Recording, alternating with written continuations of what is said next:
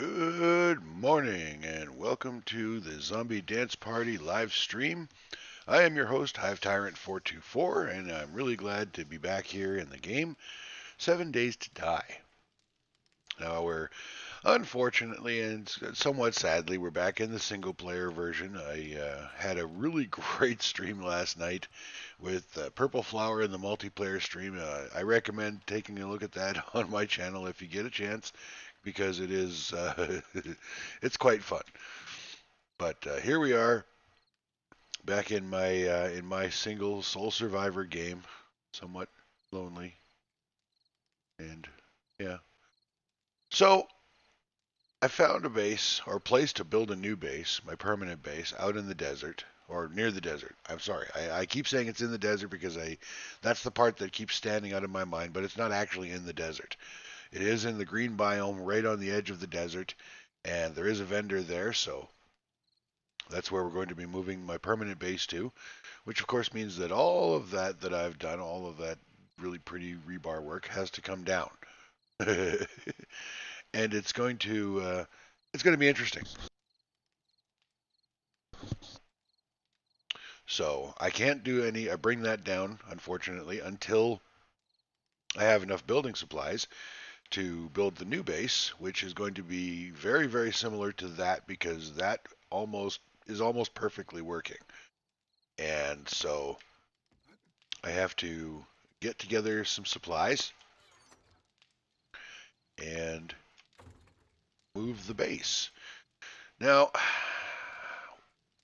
I think it would probably move quite a bit faster if I did actually lay down a few crafting stations, or at least, a few more forges and possibly a couple of cement mixers up on the platform over here on what was going to be my crafting base up there. Lay them out up there so that they're still protected by the trap set, and then go about gathering the materials I need to turn them into cement and rebar so that I can have the supplies I need to go over to the new place.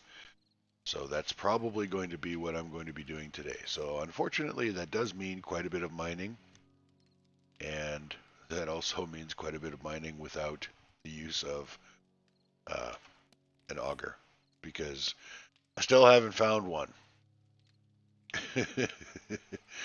I'm getting very annoyed with that because as you may have seen if you did watch last night's stream with Purple Flower, I already have a rank 5 auger in there, and we were only on, I think it was day 39 when we started.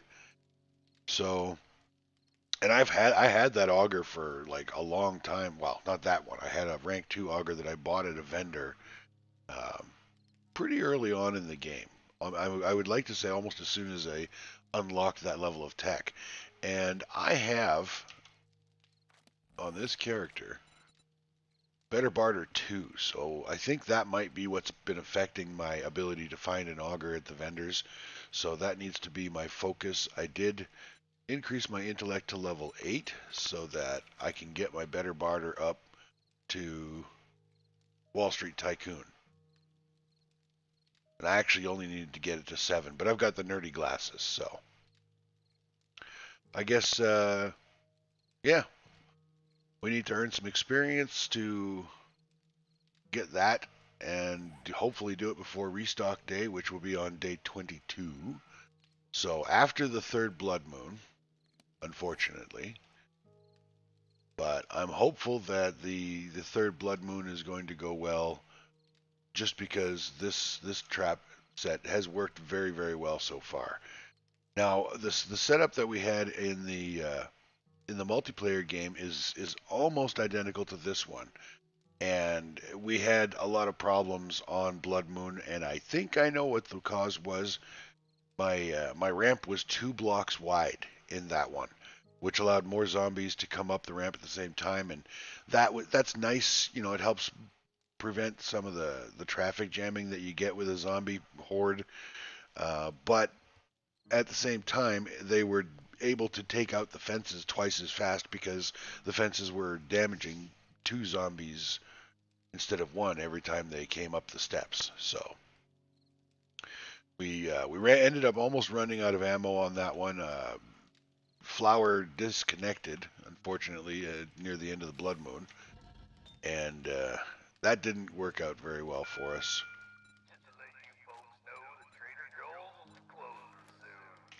Okay, Trader Joel's will be closing soon. That's good. I'm glad, really. So, I don't know. I think I'm going to have to start the day off with, maybe I'll hit a POI and clean it out. How are we looking for ammunition here? Not horrible. Do we have any? Oh, I put it up in the Blood Moon Tower. That's right. That's right. All right. Let's go take a look at what our ammunition situation is. So we got these steps right here, leading up this ramp. Zap, zap, zap, zap, zap, zap, zap, and then at the top we've got this punch turret to punch them in the nuts, and that keeps them from, you know, just en masse being able to get up this across this bridge here and up this ladder. So we'll have to make some improvements, because as the hordes get stronger, the zombies will be a lot harder to deter from coming up there. And you know what? I'm gonna give the 44 Magnum, the revolver, a run and see how it does, because I wasn't a fan of the revolver 44 in Alpha 18, because it's a little slow to shoot, and it didn't sound like a very cool gun. But they've made changes. It does sound a lot cooler. So we'll give that a try on a just a POI loot tonight and see how it goes.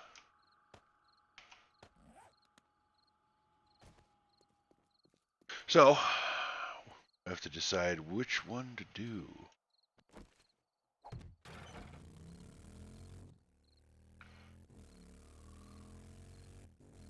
What I'd like to do is find like a Shamway factory. I don't remember where there's a Shamway factory close by, but that would be perfect, because Shamway and or Shotgun Messiah, either one, those two factories, they've got a lot of bales of cement just laying around that I could scavenge, and then I'd get a twofer. I'd get to clear out a POI and make some XP, kill some zombies, find some decent loot, and I'd also get some cement powder, which would be very, very helpful. I'm just gonna bomb around town here, this little town that I'm in, and see whether or not I have one of those factories here, because I don't remember whether or not I do. Oh, puppy dog. Well, 44 works pretty good on dogs.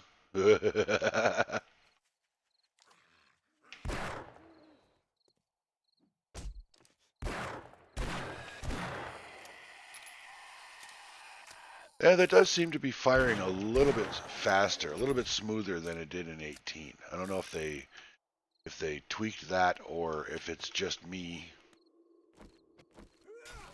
seeing a difference when there isn't one. I don't know, but it doesn't seem too bad. It seems a little faster to fire than it used to be.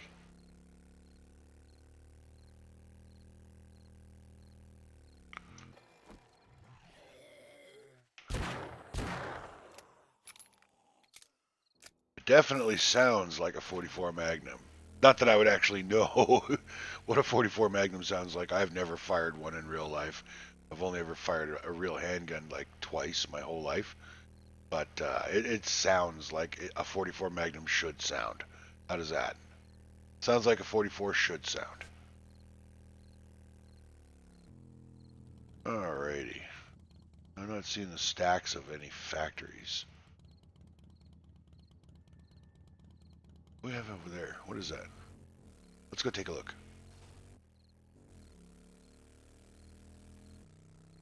Okay, there's one of our factories. There we go.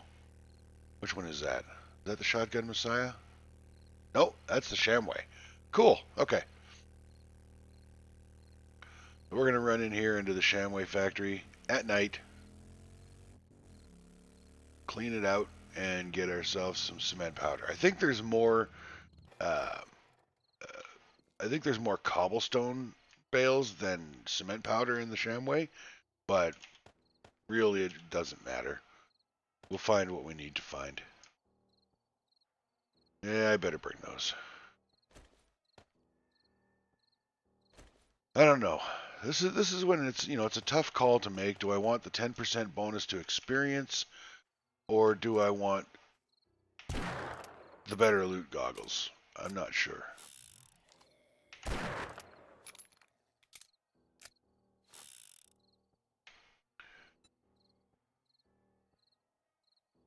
I think I'll bring one jailbreaker, one loot candy, and I will bring the loot goggles. It means a little bit less loot um, from being able to carry a little bit less loot, but realistically, I should be more picky and choosy with what I'm bringing back at this point. But it'll give me a better chance to find the loots that I need and want.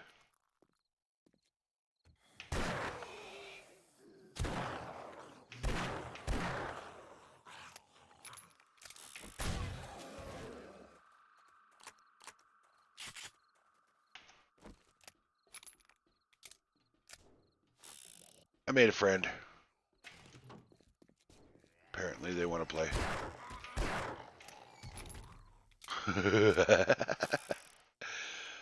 That's too funny.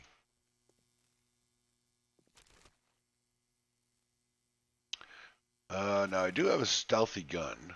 I wonder if I could put the silence. Oh, I don't have a stealthy gun. Do I? Oh, yeah, I do. Okay, yeah. Well, I was wondering if I could put a silencer on the 44 Magnum revolver. Really shouldn't be able to. Let's find out. Curious.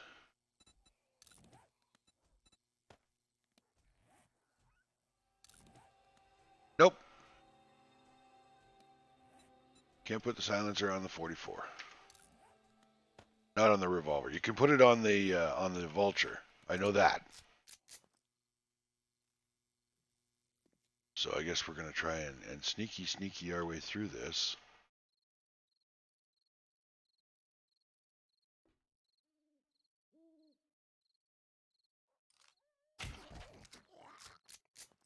Using a 9mm.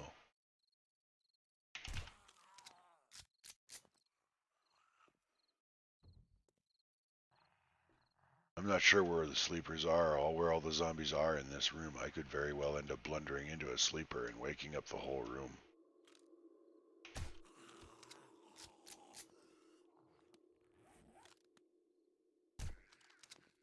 Oh, she's awake.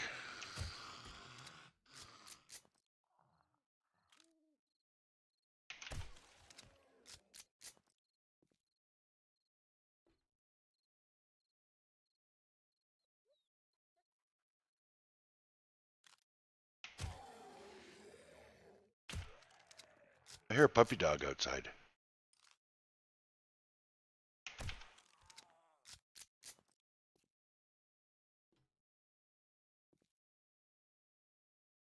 With this broom, normally when I'm clearing this place out, with this room, I just fire around into the air or whatever when I walk into the room. I wake up the whole room and I bring them to me at the door. But I'm reticent to do that with this particular time through because that's a lot of zombies for a guy with no automatic weapons. So I think I'm going to try and sneaky my way through this place.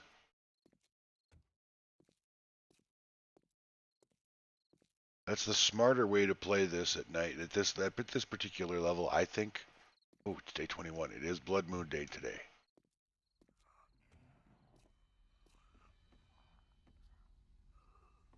Now, there's a whole bunch of zombies in the ceiling up above me here, so I have to be very careful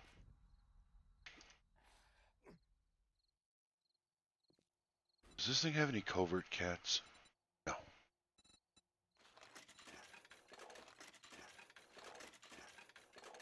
Here I am buying food in the Shamway factory. That doesn't seem like it's too bright an idea, but I'd rather have too much food than not enough, personally.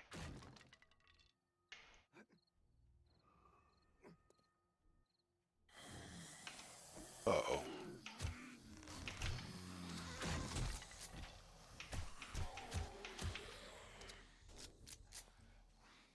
Oh, please tell me I did not just wake up the entire cafeteria.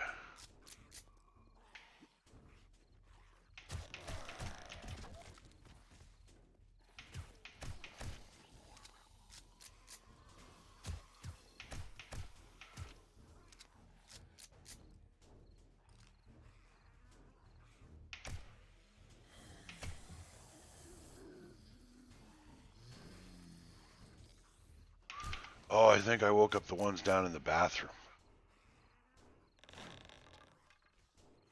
Alright, well, we'll deal with those in a minute. Let's see what else I've got up here.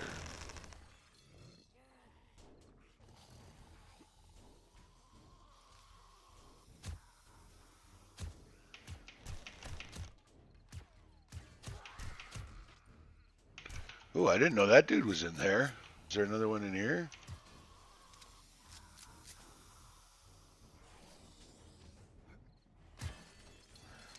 Oh. Whoa! Hey. I don't remember saying you could touch my person, sir.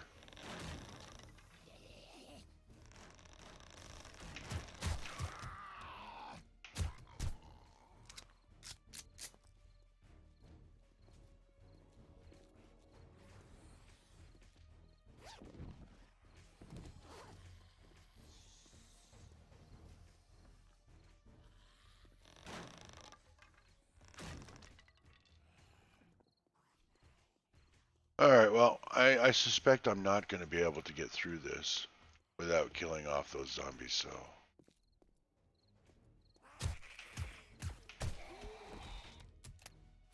Oh boy!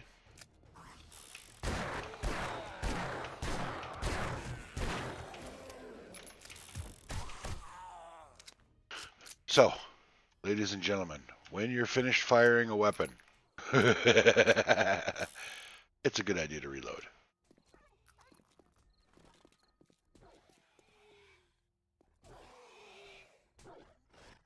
That sounds like one zombie and a dog out there disagreeing over who gets to walk through the door first. I'll let them worry about that.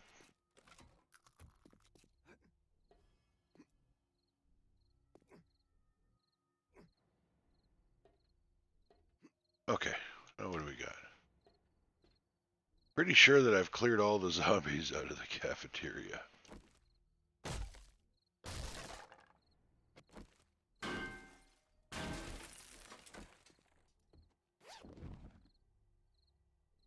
Yuck.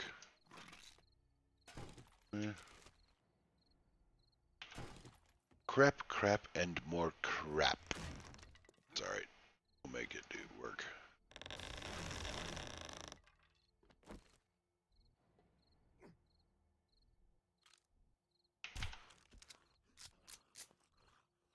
Where's all the dudes?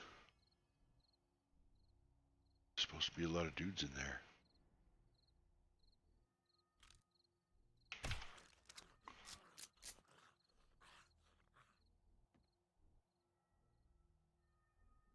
I'm gonna find them by waking them up, I'm sure of it.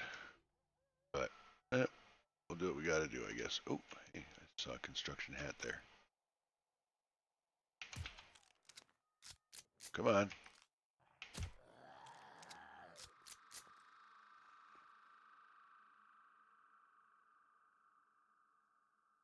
Okay. Are you still alive, or?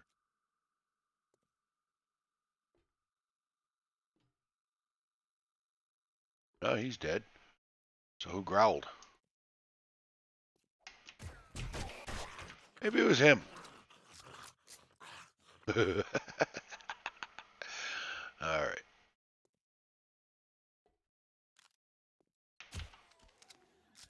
Oh, wow. I thought he turned into a construction worker, some glitch or something, but no, it was just two guys standing. Whoa.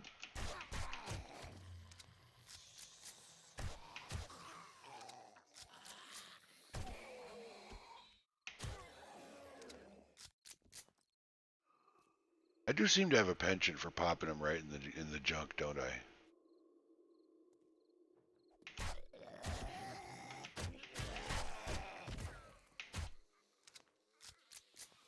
Spurt, spurt, spurt. I love that. Thank you, Fun Pimps, for putting the extra detail into the game to make it more gory and bloody because it's so awesome. Alright, we got a stripper. It's two strippers.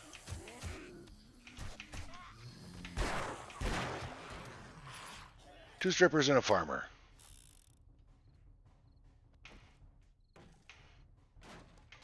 Managed to work our issues out, though. Ooh, upgrade to my ratchet. That's nice.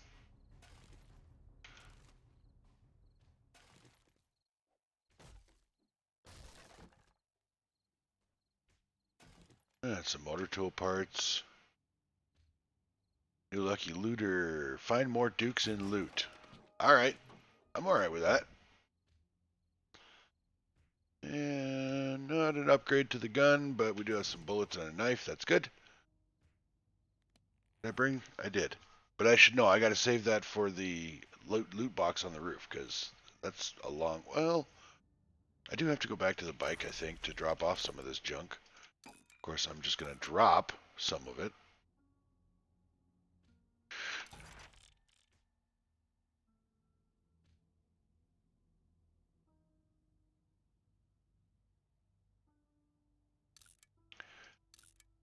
I think for brevity, I am going to start scrapping the iron stuff. Scrap that into steel tool parts.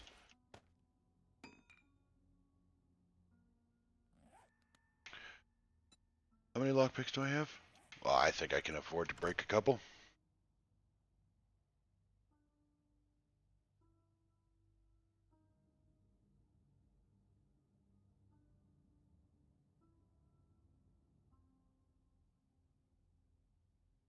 Or, you know, I could just one-click it. Why not? Ooh! Upgrade to the 44. That's a nice deal. Alright, so we're going to scrap that. We're going to scrap that, and we're going to put that one on there.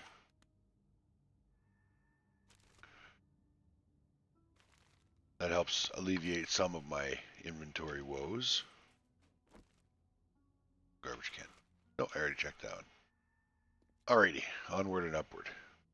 See, I'm gonna have to go through this place again once I'm done clearing it to get all this cement because I don't want to burden myself with it right now. Although if I burdened myself with it right now, by the time I get to the end loot room, it will be well after 4 a.m. But it's going to be anyway, so I'm just gonna carry on. Carry on my wayward son. Doink.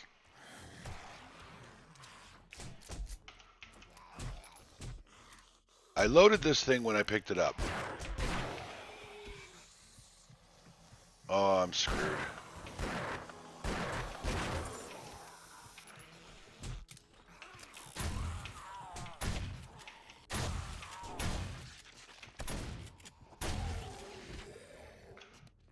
I'm screwed. Oh. I don't have any bandages. Come on, stop bleeding. Stop bleeding.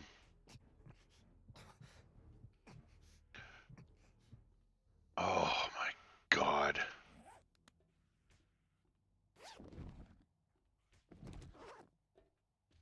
Oh, that was close. If I hadn't had those painkillers, I'd be doing a corpse run right now.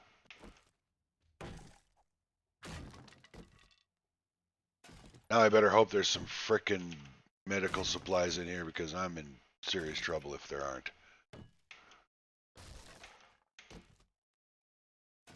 Nope. Darn it. Oh, hey, there's a crate up there. I didn't know that was there. Did you guys know that was there? Ah, darn it.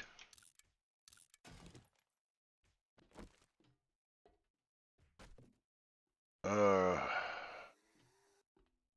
I don't know that it's a good idea. Oh yeah, no. I'm gonna have to go back to the bike, and I'm gonna have to come back to this place. Got to get me some healing.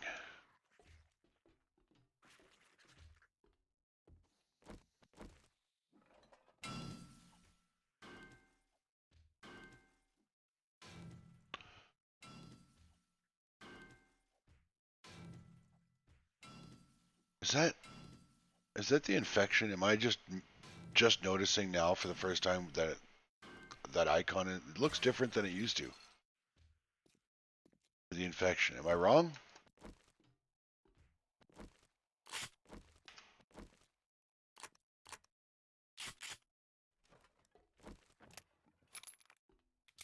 I don't know.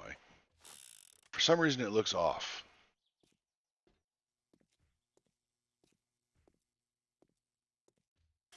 Did I check that bookshelf? Yeah, I did. Okay.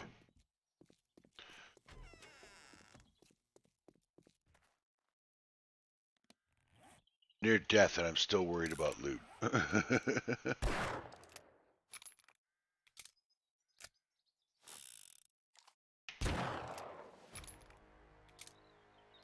Oh, nice.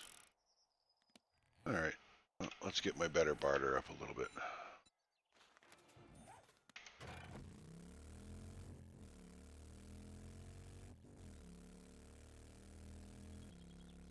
Oh, okay. So I did have the Shamway and Shotgun Messiah in the same town. I just didn't know they were here. Okay. I mean, I've explored this street before, so it's not like this is actually news to me. But because of my fantastic memory and the way I am, it's always news to me. I could literally buy myself my own birthday presents and be surprised. So,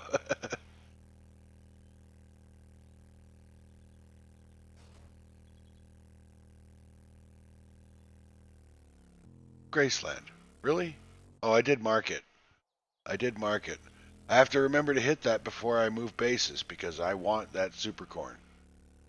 Nay, I need that super corn. I want to thank Grand Spartan for teaching me that the super corn can be used to make glue, and once you've got a decent set or a decent crop of super corn, you don't have to collect bones anymore. That is so awesome.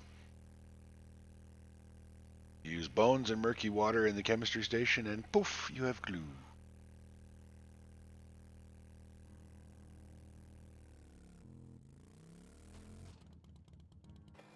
Do I have anything in the bike I need to take in? Yes, I do. But I don't have any room. Alrighty. So I have a broken or a sprained hand. I have deep lacerations. I've got all kinds of issues. What do we got? We got the, let's see, we've got a deep laceration, a sprained arm, a mild infection, and abrasion. Wow. That's a whole lot of ouch in one body.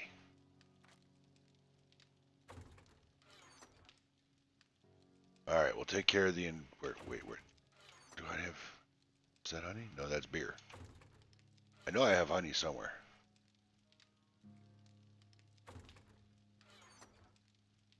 There we go. I knew I had a jar of honey somewhere. All right, so infection dealt with. Oh wow, I don't have any sewing kits.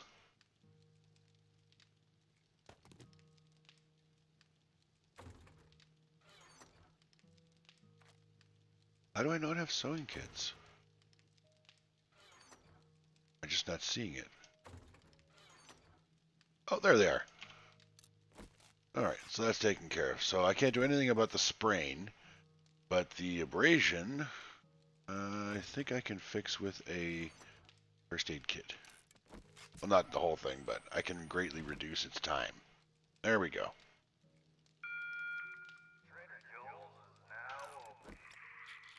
I take another painkiller to bring my health back up some, because I don't like it being that low. It's very, very scary. Yes, I know. Ate a painkiller. See, the painkillers, you got to pay close attention to this. It costs you 40 water. So yes, you get 40 health back, but you better have some water on you because it's going to dry you up. So I'm guessing the painkillers are like the Tylenol 3s with codeine or something because that's what happens to me. I get dehydrated when I have to take Tylenol with codeine. So I'm just assuming that they're Tylenols.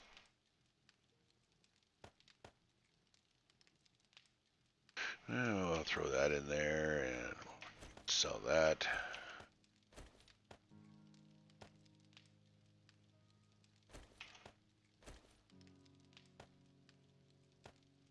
We do have a treasure map. Those can be quite valuable. So I think I might... No, I got to get back to that Shamway. I need that cement, darn it.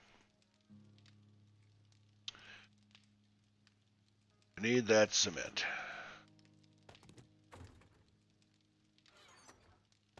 No time for treasure chests or treasure hunts right now. So put that in there. And I'm going to take... Oh, we can't fit any more clay in the forge right now, so we're going to start smelting some iron.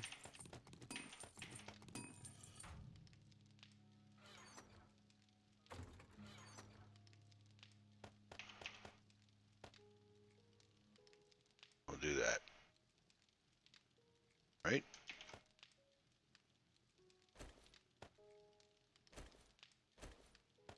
So in light of the events of last eve, I think I'd better bring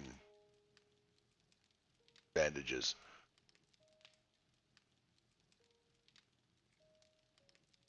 Alright, let's go and sell some stuff. Oh, I've only got 40 seconds left on the sprained wrist. That's good. 12 minutes left on the abrasion. Not great, but not horrible. Let's see what Trader Joel's got. You need assistance?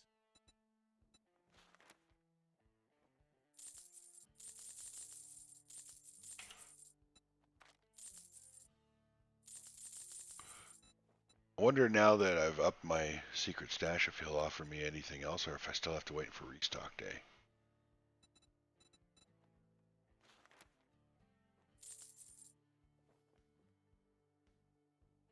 I'm going to take that because I want to complete book collections.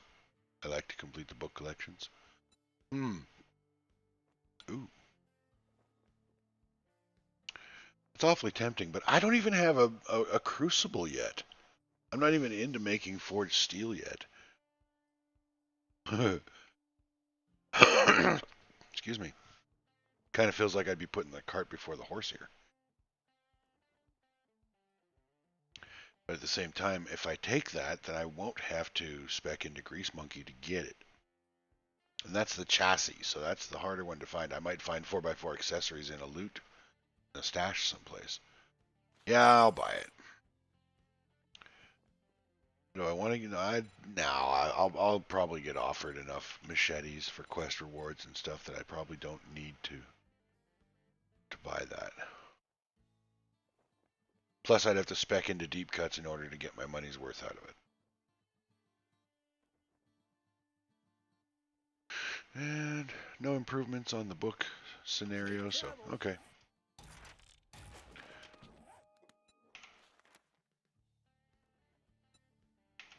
What do we got? An old business. All right. That's not too far off to the east. I'll do that, and then I'll get back to the Shamway factory. And I think I've cleared out the floors in the Shamway factory that have most of the cement. So I think I'm just going to go and get that cement and call it a day for now on that factory.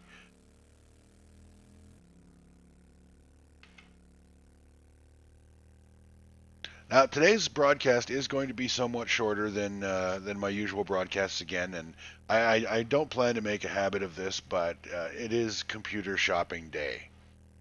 I'm going to be upgrading my computer and building a new desktop, so I have to go and pick up all my parts, bring them home, get everything assembled, and get my my OS installed. That's going to take me pretty much the rest of the day. So. Um, but the good news is that with any luck, tomorrow morning's show will be streamed live from my new machine better graphics card, better processor. So with any luck, better streaming quality. I don't know if the stream quality. Ooh, it's a bear den. Oh, nice. I like the bear den.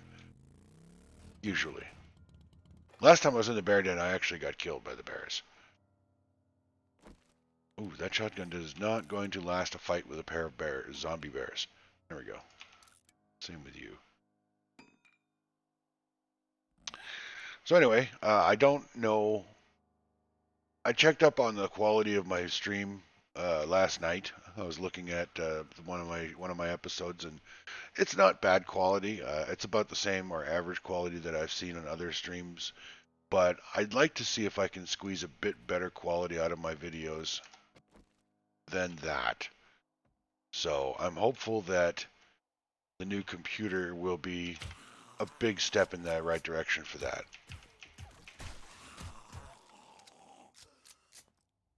I hit everything except the zombie with those shots.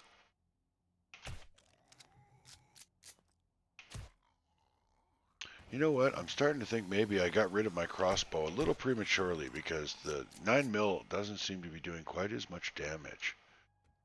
And it's probably because it's got a silencer on it. I know that silencers do reduce damage done by guns, and the reason I know that is because one of the perk books that you get, which one is it? I think it's Night Stalker. It might be no, it wouldn't be the Great Heist. Let's see if it's Night Stalker. No, it's not that one. Urban Combat. Silencers have no damage penalty. So when you complete this set, you can use silenced weapons without any damage penalty. So I know that there is a damage penalty because I'm using a silencer. So getting rid of the crossbow might have been a bit premature, and I'll pay for it until I get either another crossbow, hopefully compound crossbow, or I get those other two books. Now, silenced 44 Vulture, that silenced weapon penalty just seems, so much less significant.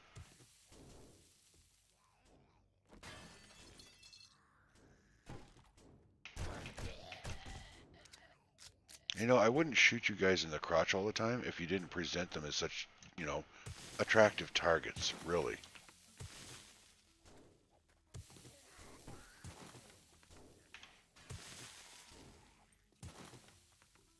I do love being able to one-shot those pallets of cement.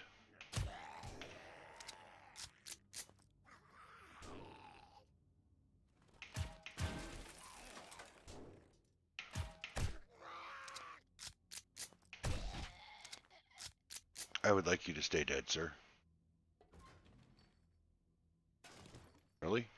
39 lumber in a chemistry station? Okay. Don't need you, can scrap you. Oh, I better eat.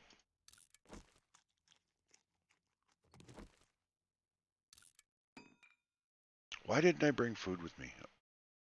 Am I just retarded, or is it just morning brain?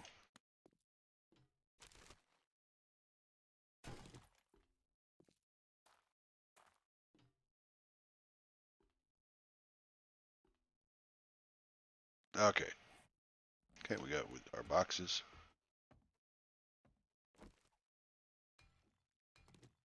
Come on.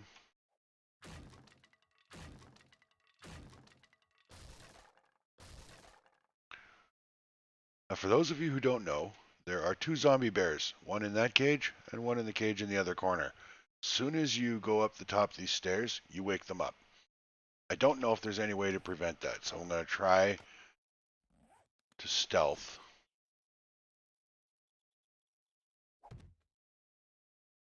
Up to the zombie, or up to the loot room. Because the loot room, oops. The loot room is where we fight the zombie bears. Nope. They wake up no matter what you do.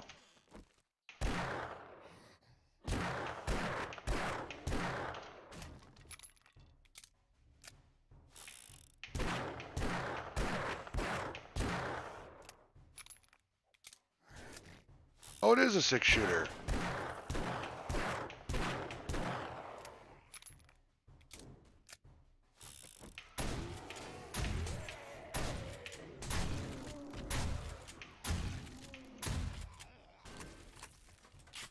Alright. I face the bears, I get to drink for free. That's what the sign said.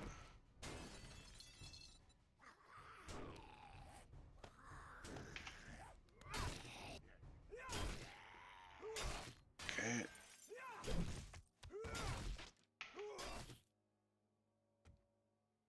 Alright.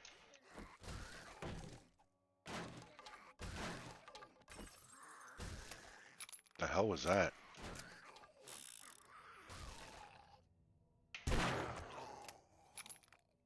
There's a zombie that broke the window and wants to crash the party? I mean, I'm fine with that, but didn't really have it on the menu.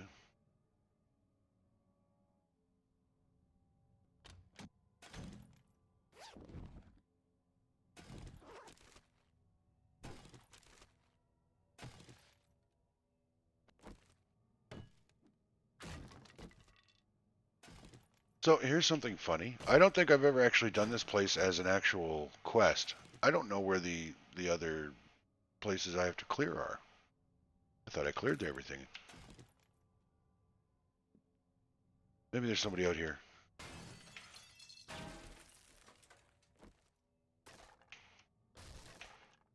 I've quite literally never come out at this door to look.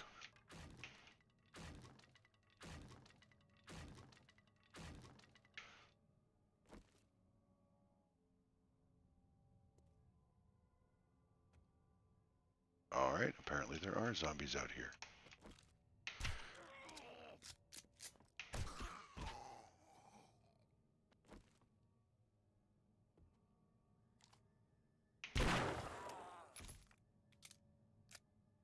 There's a roof? I mean, I know there's a... Excuse me. I know there's a roof. There's a roof on every building, but I didn't realize there were bad guys on it.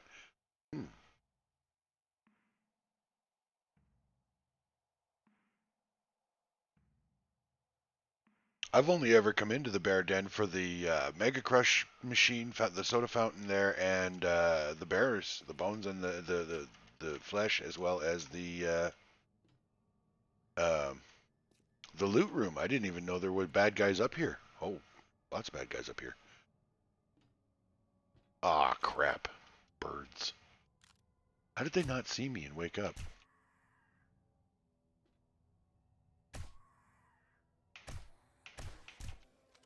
Cool. More bones. And rotten flesh. I don't think there's a loot room up here because I already got the loot room, I thought.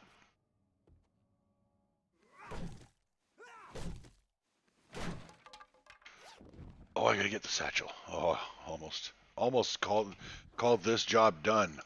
Hey, what do we got here? Is this how you're supposed to... Is that how you're supposed to get on the roof?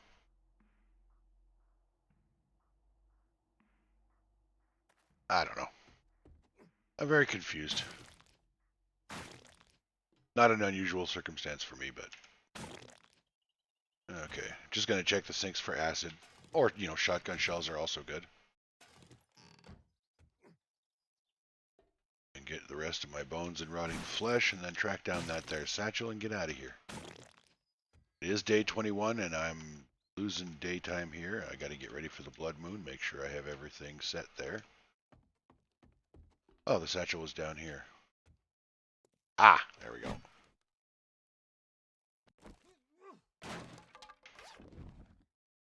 Now, what do I got to get rid of in order to... I'll eat a chicken ration. Why? Because chicken is good.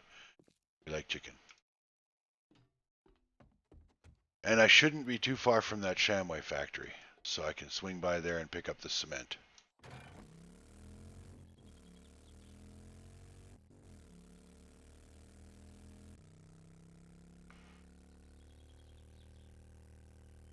Zoop! Up, up, up. Okay, there we go. And I think I must have forgotten about my current fuel crisis because I was turboing. At least I think I have a fuel crisis. Do I have? Yeah, I don't have any more gas. I'm going to have to wrench a car or three.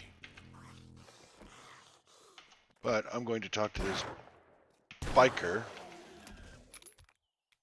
It was a short conversation. You're getting a pass, Mr. Bunny Rabbit, because I got better things to do.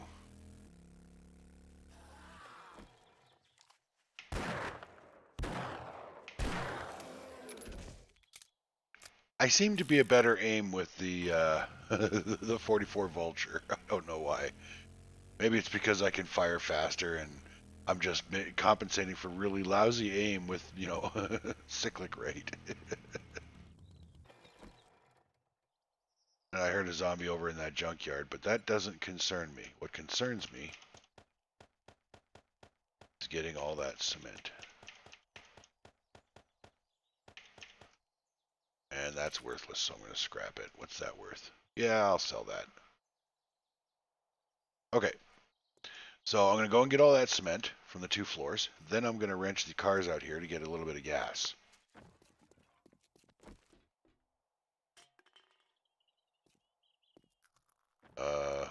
Cement? Ah, okay, there's a little bit.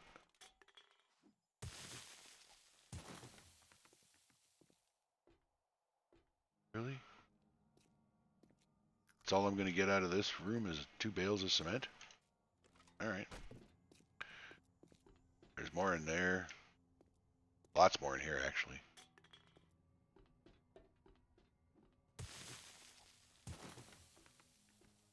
Hopefully we end up with a really good amount of cement powder, because I need more cement. I need lots of cement, and I don't want to bore my viewers with mining too much. It is a necessary evil. It is something that must be done. In particular, I enjoy mining, but I'm not quite sure I would enjoy watching somebody mine, because I was watching my favorite streamer. His name is Grand Spartan, and I was watching him mine, and it's not that what he was doing was boring, but he mines differently than I do, if that makes sense. Like, everybody's got their own way of doing things, and it's really hard for me to watch him mine, because I want to move the mouse in a different direction than he does, and whatever convoluted pattern my brain is saying, this is how you mine, and he doesn't move that way, and it's very difficult to watch somebody doing a mass mining operation when they're not doing it the way I would do it. And I know that makes me sound like a control freak. So be it. I don't feel I actually am a control freak, but it's really hard for me to watch somebody doing something so vastly different from how I do it, if that makes sense. All right, I am going to go a little bit further because there's more cement up ahead.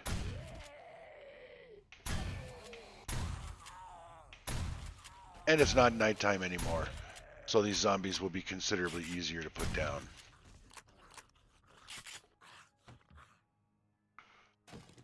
Take that. Duct tape. Yay. Jeez, I wonder if I should just finish clearing the darn... I probably don't have enough room in my inventory to do that, but...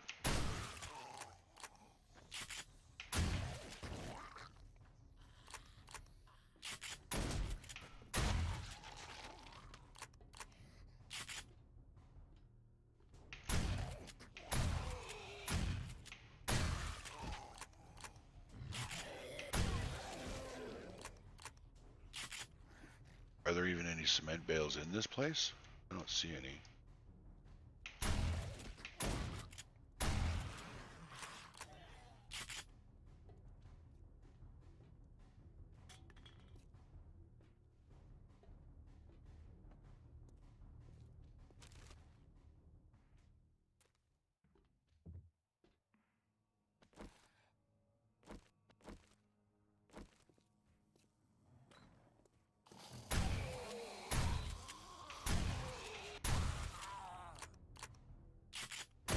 No, stay down.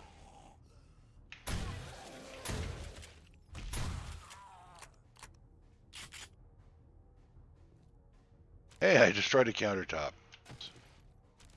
Wow, it's Beaker Day today, apparently. Normally you can't find one of these things to save your life to make your first chemistry station, but apparently once you have a chemistry station, they just coming out of the woodwork. Nice, got some more acid. I like acid because it is a base ingredient and one of the more rare ingredients for the Grandpa's Learning Elixirs. Oh, more acid, nice. Did I find that Wasteland Treasures book that allows me to find more acid in chemical stations and whatnot, or what?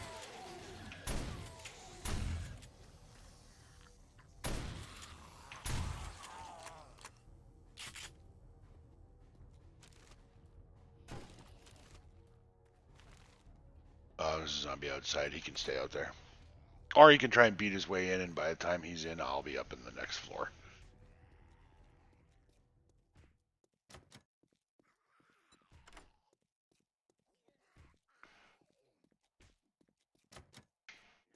In my multiplayer game with Flower, I think I was for the longest time after I found my auger, I was still carrying around lockpicks and jailbreak candy. And then at some point it occurred to me, I don't actually need to carry this crap around anymore because I've got the auger. I can cut through a safe faster than I can pick the lock. Ooh, we definitely want that.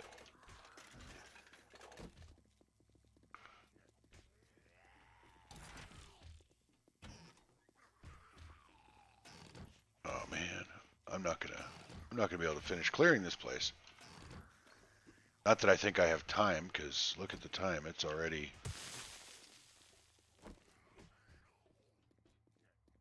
very, very late. I still have to get back to the base.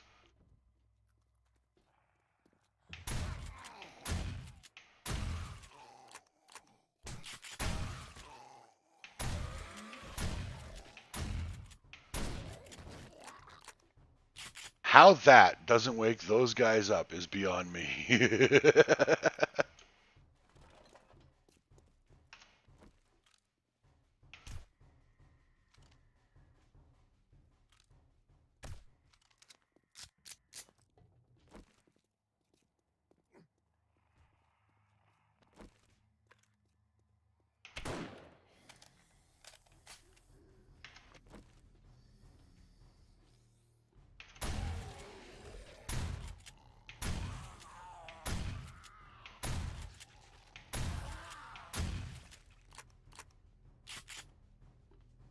Nice. Yeah. I'm gonna call it right there. I can't afford to risk not getting back to the base in time. And I still have to wrench a couple of cars to get some gas. I did finish off the dog horde. Oh my god. Oh, this is gonna either really be awesome or suck.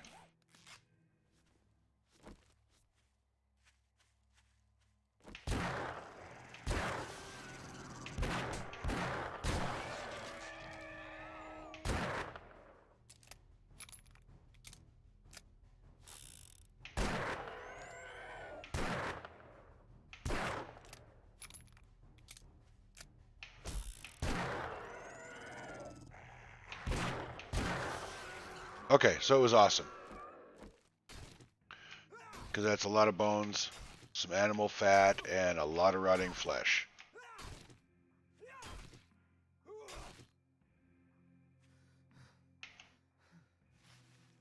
What do you mean thirsty?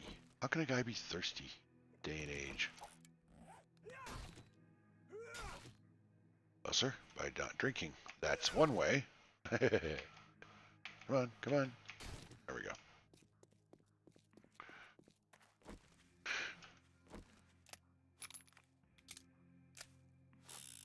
Alright, so I'll throw this stuff in the bike, wrench up 3 cars. I think I'll wrench up the ones in the back.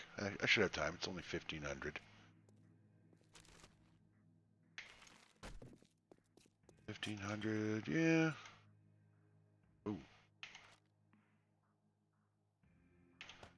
I don't need that. Why am I carrying that? Don't need that.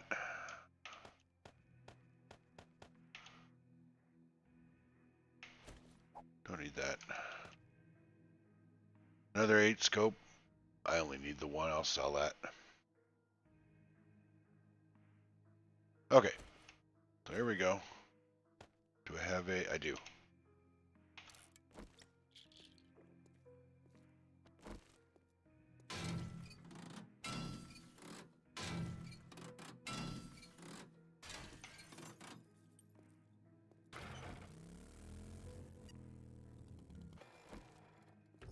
I wonder what that squeaky sound was. Is that my bike just squeaking past that... What? Oh, hey.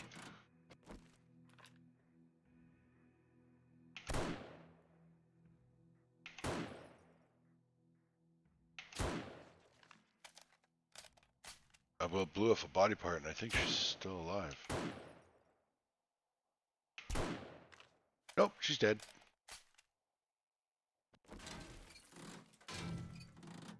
Can never be too sure with these zombies, I tell you.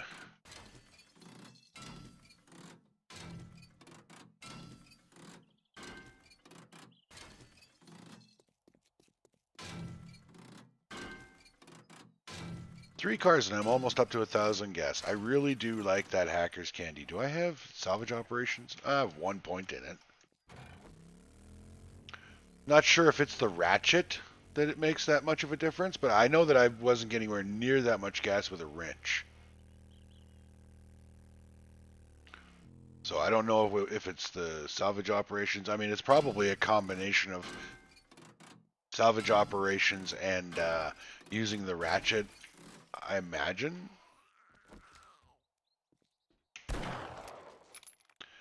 I always thought the more improved tools, I thought they just, did more block damage, so you broke up the vehicle faster, and therefore you got resources faster, and it just looks like I'm getting more gas. I don't know. I just don't remember getting almost 1,000 gas out of one car with a wrench. Does salvage operations make that big of a difference? 1 point? Maybe.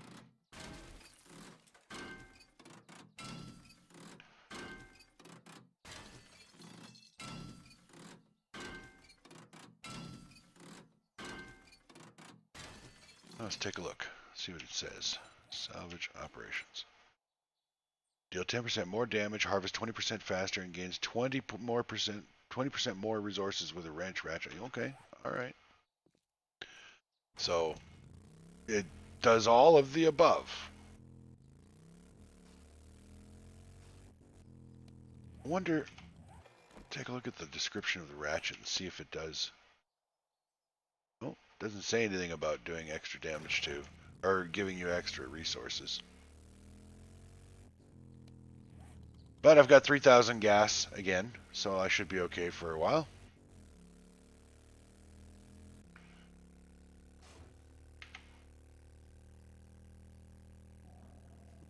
Yes, I know I'm hungry. That's fine.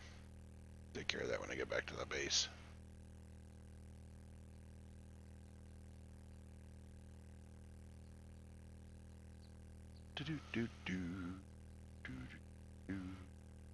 Just a pleasurable cruise on my motorcycle.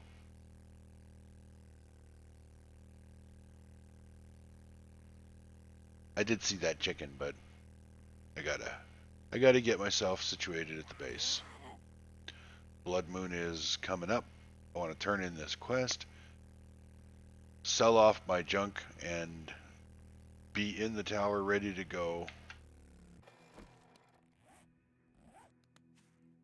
But it's very difficult to pass up meat.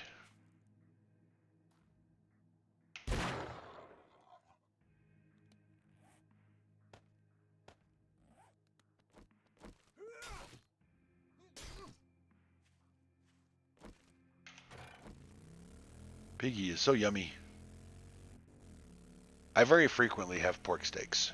Pork shoulder blade steaks. Not pork chops. I don't like pork chops. They're very dry. I don't know if you guys know this, but when you're dealing with pork, it's like having chicken. You've got light meat and dark meat. The light meat is very dry. The dark meat is very juicy, yummy, and delicious. And the pork shoulder steaks have more of the dark meat than the light meat, depending on the cut and the butcher that you use. So, and if you're a vegetarian, I do apologize, but I love to eat meat. That's just how it is. So I'm not apologizing for enjoying eating meat. I'm apologizing if my enjoyment of eating meat offends you. It's not my intention. All right, let's see here. What else we? Oh, I want to take a sugar butt. Sell that. Sell that. Try and sell that and that. May as well sell. Oh wait, do I have a cigar? I do, so I can sell the testosterone extract. I'm not going to use any more of that. I know I can make steroids with it, but I probably won't. What is this? How did I put a White River Supplies in my... Because now I can't move it. That's weird. That was weird, you guys. Because I shouldn't have been able to do that at all. Freaky. Okay. I don't know if I have the better bartering with the Magnum in my hand book or not, but I'm not going to bother looking. I'll just put it in my hand. Oh, hello. Oh boy, tough call. Do I want the marksman's rifle where I can put the silencer and the scope on it, or do I want the steel boots that I can sell for decent coin? I mean, that's $1,300. I don't need the money as bad as I need a better rifle. That's my bottom line. I don't know about you guys. Sell that. Sell that. Don't need that. Oh, you don't want testosterone extract. Well, you're kind of a picky bugger, aren't you?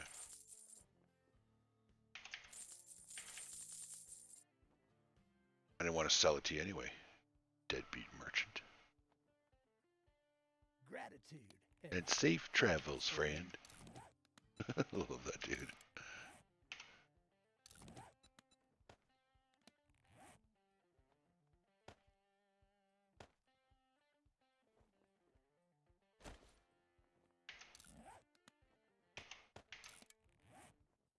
There we go. I don't actually need the silencer for the Blood Moon, but let's see. Range damage is 72. This one is 73. That's weird. All right, because I've got the silencer on it, so it's going to do 1 point less damage.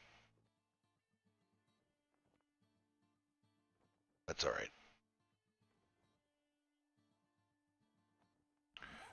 I'll probably end up using the... yeah, I'm going to end up using the tactical assault rifle more for the Blood Moon anyhow, because I just don't want the...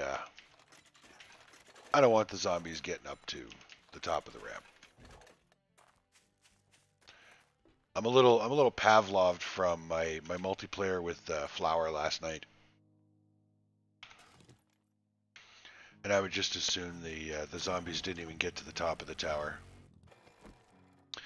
Now they didn't destroy the tower in our multiplayer game. They only did a lot of damage to the stairs, and that was because demolishers kept detonating because we were just having difficulty controlling the zombies. And I think I know how to fix that problem. I've actually technically fixed it by just the way I've built this tower as opposed to the way I built that one. So we'll see. See how it turns out. I am going to make some improvements to the design, and I'm going to implement them in this tower and see how that goes. Now, let's see. I've got... yeah, benches. I've got claw hammers. So I've got the stuff I need to make more workbenches. Those are still growing.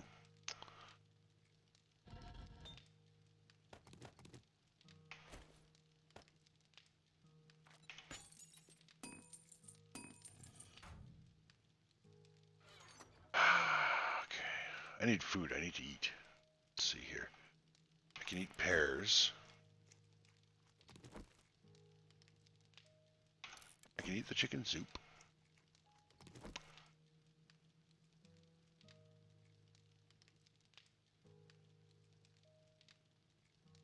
What recipes do I have? Do I have any good food recipes? Grilled meat? No.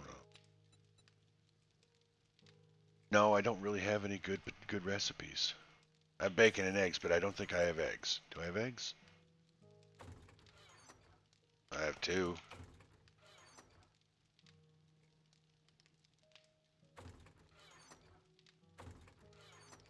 Yeah, I got 2 eggs. Okay, I'll cook a bacon and eggs. And I guess I'll fry up some grilled meat. I gotta have some food that doesn't come out of a can, and I don't want to eat my good foods. So grilled meat it is, because I don't have the boiled meat recipe. That's my preferred meat, my preferred food, early game food, because you get both food and water out of it.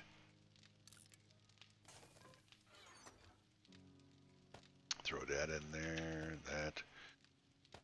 I do have to kind of hustle up a little bit and start thinking about getting into the Blood Moon Tower, so just want to make sure there's nothing more I can do right away here.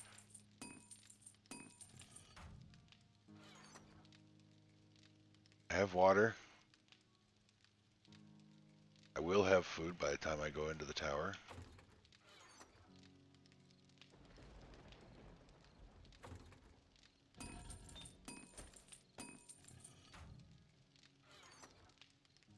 I'm kind of getting brain locked here. Medical supplies, that's what I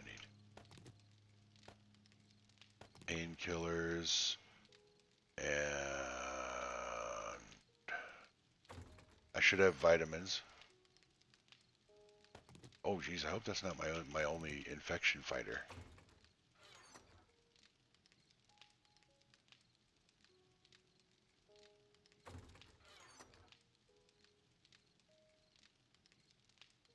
That's my only anti-infection med. I'm in trouble.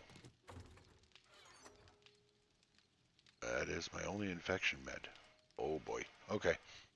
So, well, we now know something we are going to need before too long.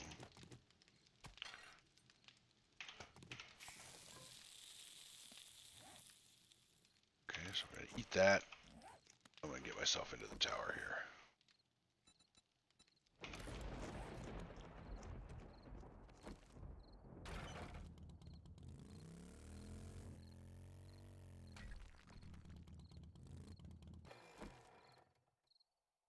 Just moving the bike out of the way so that it's not being run over by the zombies.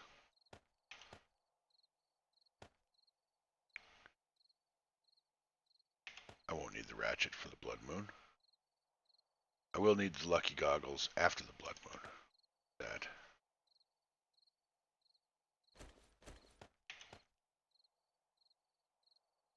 Lockpicks. Crap, I should have put that upstairs. I shouldn't need the sham because I've got, you know, a butt ton of meat there, but we'll bring it anyway. I'm going to bring this rifle just in case.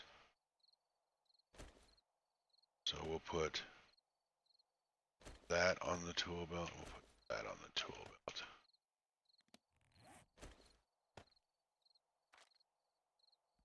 Okay. Get ourselves up in the tower. Turn on the generator, which should be fully fueled.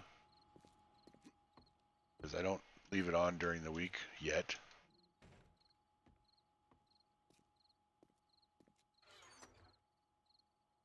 We'll take that. We'll take those. Oh, good. I did have medical supplies. I knew I had sewing kits. See? Gotta pay closer attention. I knew I had medical supplies. That after. We'll bring that out. And yeah, I may as well grab those. I'll bring a couple of spare guns just in case I run out of repair kits. I really shouldn't, but you never know. I'll throw those in there. All right, I think, oh, whoa, turn on the traps. Think I'm about as prepared as I'm gonna get.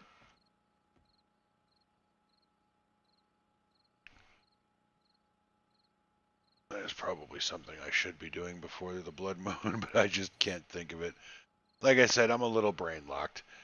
And a part of it has to do with, you know, I'm a little distracted. I have to be honest with you know, trying to plan out the computer shopping. There's still some questions I have that I haven't answered. Um, I thought I had decided to go with the AMD Radeon processor, but some of the videos that I've seen on YouTube, I've done quite a bit of research, but I don't think I've done very effective research because I'm still questioning and up in the air about it.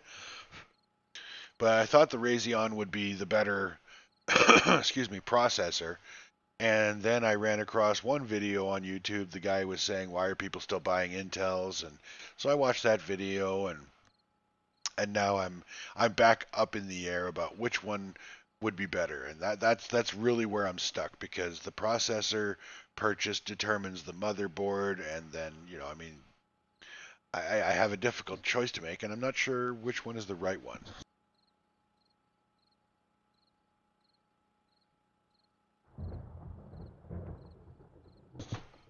Unfortunately, I can't afford to buy a new computer every 6 months. So, excuse me.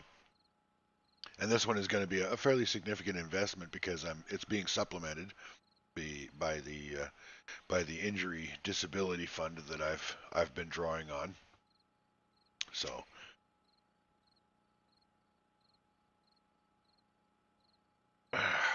I'll be able to spend more on this computer than I've spent on any other computer before in my life. And that in itself is making the choice of the difference between Intel or AMD more difficult.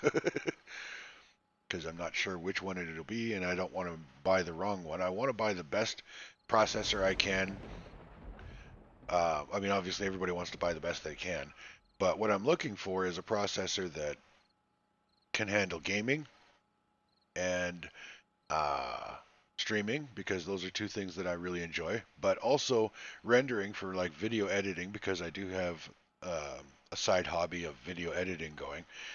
And I'm going to be taking some post-secondary education courses, but they're going to be online, so it has to be able to handle those large size video conference call type things, and it has to be able to handle Office software like Microsoft Office, because I'll be using that in my schoolwork. So I don't know anybody that sees this. If you happen to be able to give me your thoughts before the end of this stream, your input would be most appreciated. I really don't know which one to go with now. And like I said, I mean that's the core of the computer, and that's where I need to start when it comes to building my machine. Of course, the computer store that I shop at, the parts store that I shop at, they have guys there that can answer these questions, but they're not taking phone calls because of this damn COVID bullshit BS. So the only way to ask my questions would be to go in person, and I don't want to go to a toy store without money to buy a new toy. So I haven't been able to go. That changes today.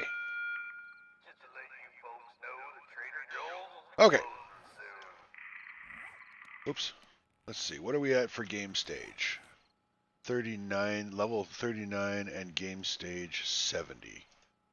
So we're level 39, game stage 70. We still haven't died, although we came damn close. All right. Uh-oh. I didn't put my assault rifle on my belt.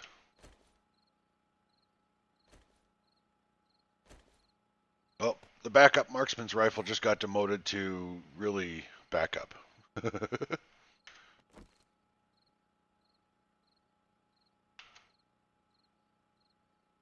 think I'll do is I'll switch that over.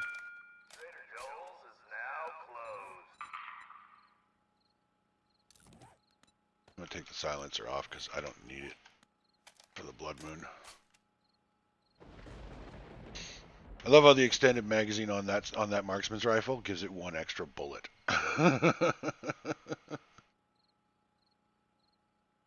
Maybe we'll start off slow with, I don't know, what do you think? 44? I have 900, almost 1,000 rounds for the 44 Magnum.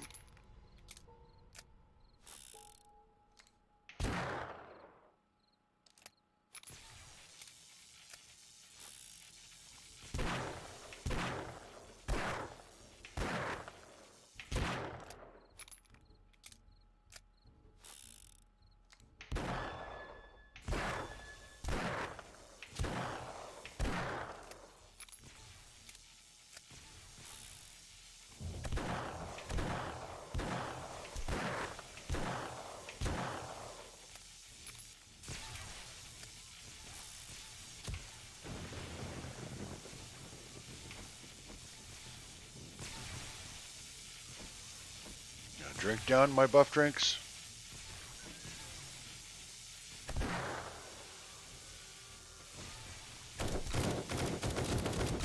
And here we go.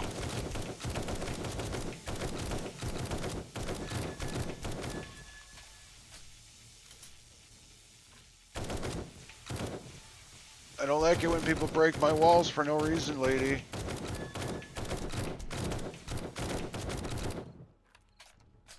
Egger.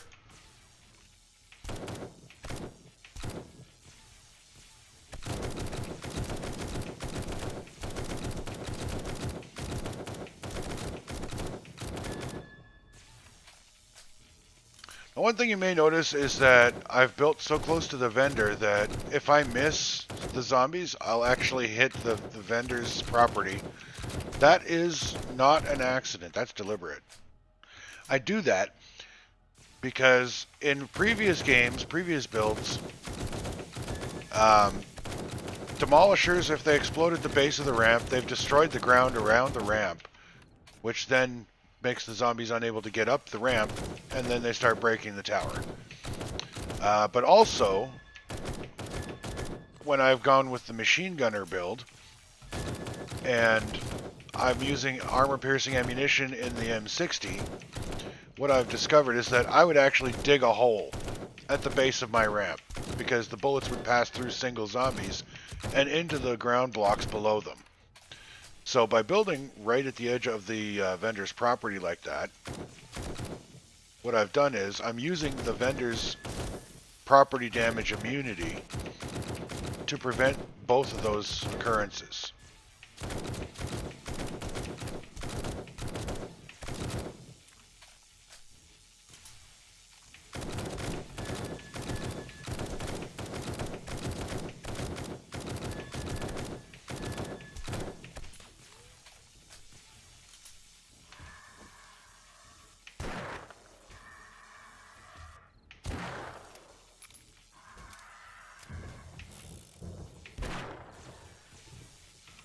I gotta repair my assault rifle.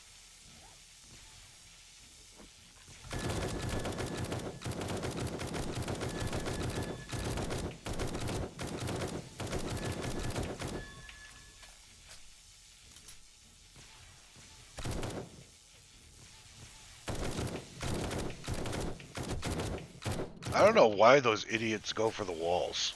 There's nothing over there. They can't get to me through there, from there.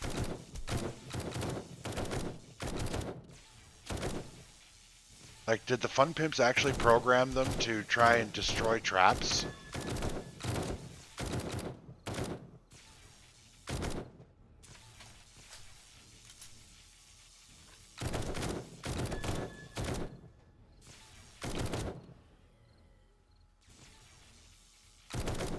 I mean, I know if I were a zombie, I wouldn't be coming up the ramp. I would be attacking the walls with the electric fences on them. Because that is what's causing my comrades to not be able to get at the yummy snack at the top of the ramp, right? But these zombies, they're really not all that smart. So how are they attacking the walls, I guess is my question.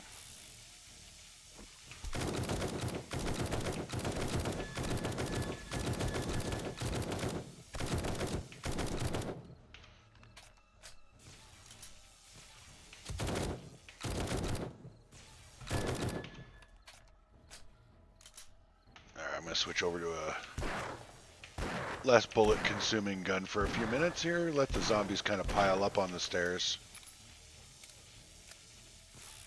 Kind of like that.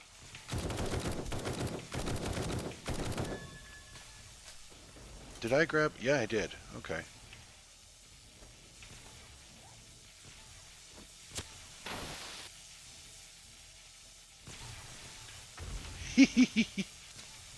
Because that's just fun.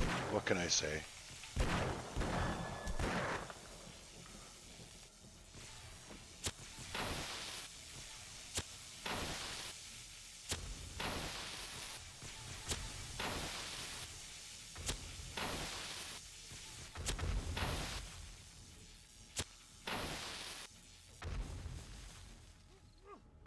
Oh, we're done with the pipe bombs. Okay.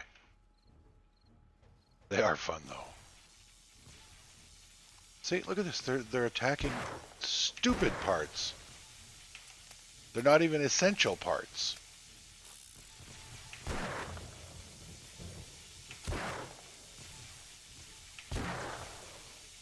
And they haven't done this with any other base build that I've done, so I don't know why they're doing it now.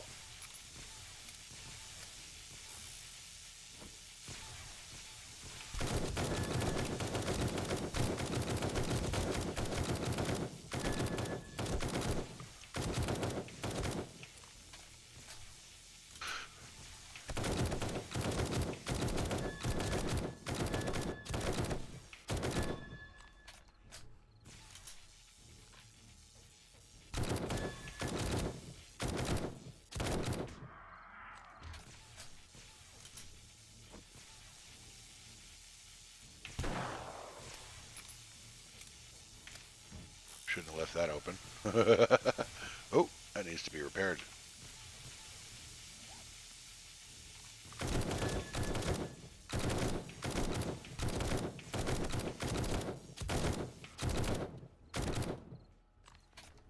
I mean, honestly, even if the zombies were able to, or if they damage any of the blocks or break any of the blocks on those walls, they're gonna have to break so many of them to collapse that wall. It just doesn't make any sense.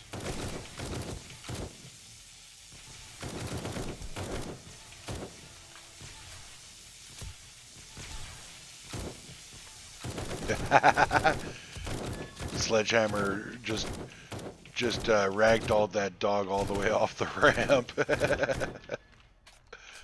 That's awesome. They're not attacking the ramp. Oh, do I have another? Do.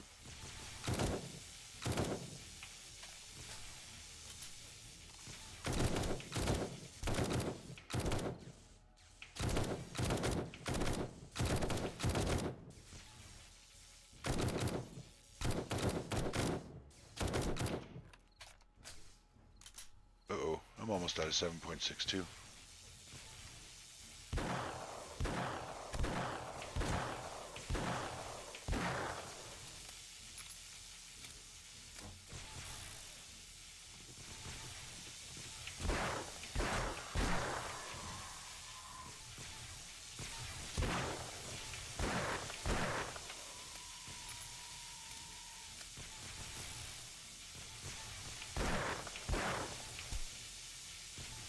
Oh, that needs to be repaired.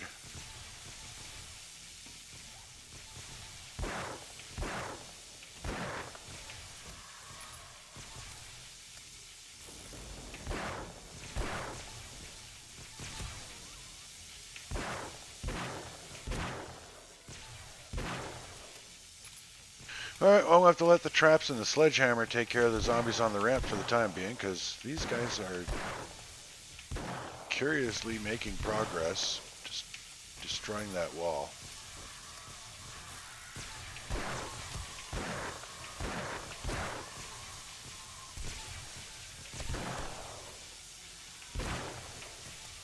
Are they doing anything to the other wall? No, just this one.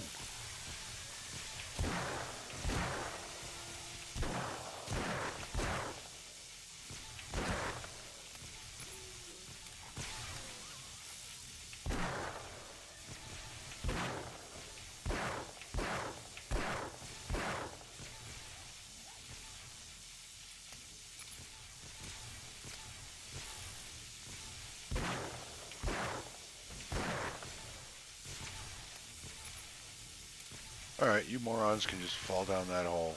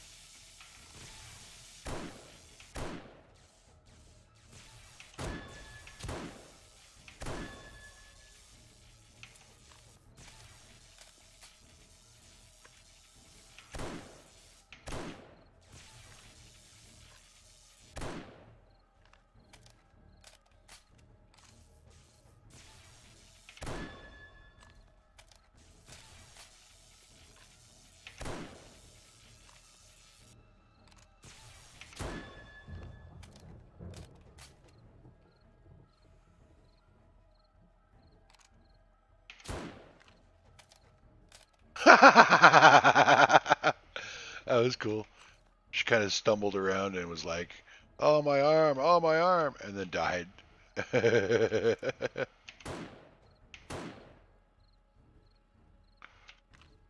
Really?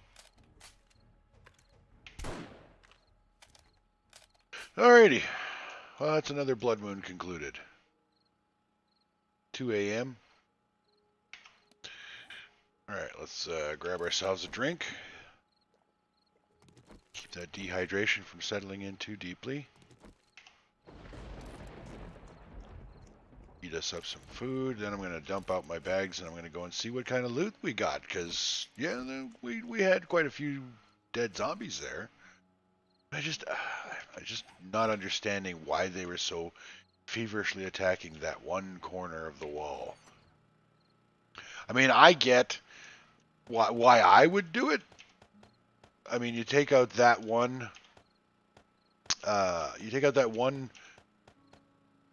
tall piece of the wall, and if the entire wall collapses, you'll have you'll take out the fence post that's feeding the power to all of the electric fences, but that's too smart for zombies, right? I mean, they're not supposed to be intelligent.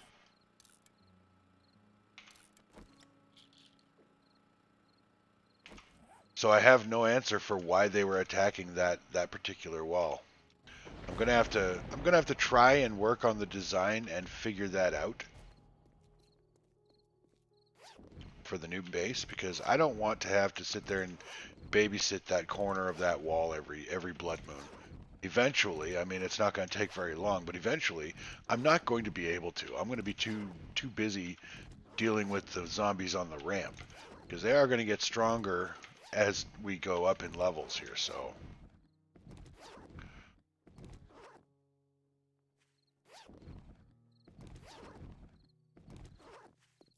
Grab up all the loot. Very minimal damage. This is so different from what happened to me and Purple Flower. You know, I mean, look at that. They broke 1, 2, 3 blocks there. That's all they did. I don't understand why those 3 blocks. Like, it just doesn't make any sense. I guess if I put some like I did there, put some concrete plates there, that I wouldn't even care that they were attacking that wall, really. But yeah, I want to try and get to where they're not attacking it at all. The goal. So what did we get? Let's turn the fences back on. All right, what do we got? We got some blunderbuss ammo, which is garbage. 2 treasure maps. That's pretty awesome. More shotgun rounds. Yay. Iron knuckles schematic, which I'll never make, but I'll read it so that I can say that I've got it. All right. I'll leave that there. Take that, take that, take that. Take a stack of that. Definitely want those.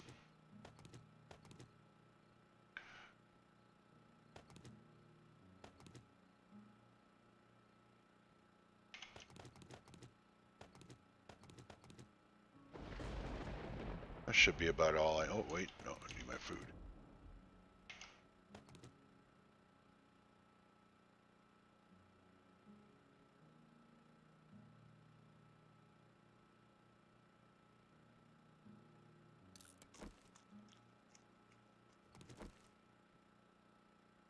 Well, that didn't help me, did it? Because now I've got a can. And I can scrap it, but then I'll have a thing of staff. Oh, I can do this. There we go. And I think I can leave the rest of this here for now. And I can change this over to regular ammo. I don't want to use AP during the week. And I'll throw the silencer on it so that I can do sneaky kills. Then I can leave the AP ammo in here. Yeah, I really blew through a lot of assault rifle ammo there. But that's what it's for. That's why we have it. Here you go. Alright, just gotta ride out the last 20 minutes.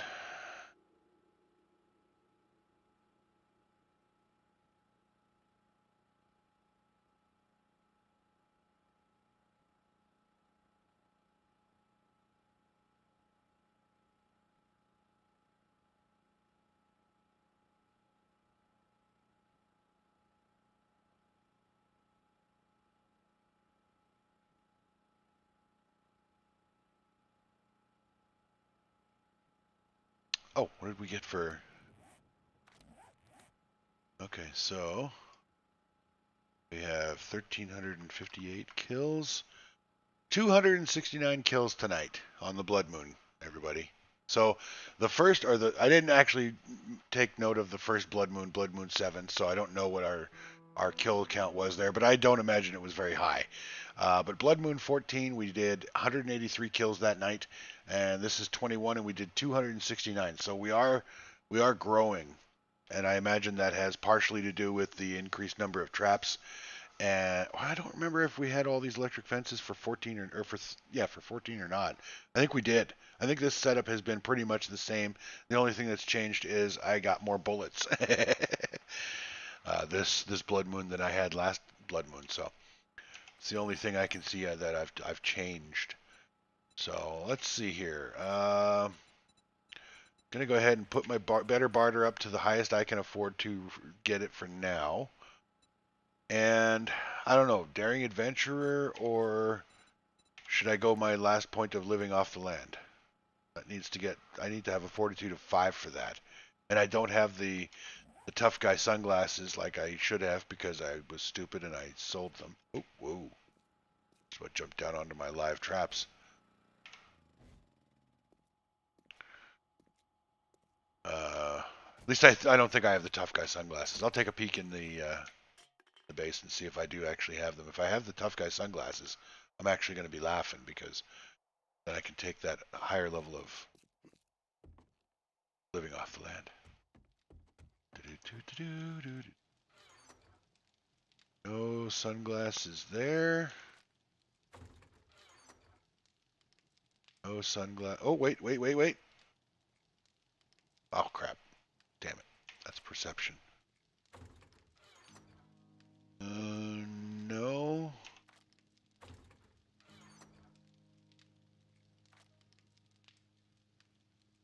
Oh, don't see him there. No. So, yeah, I did sell them. Like a dumbass.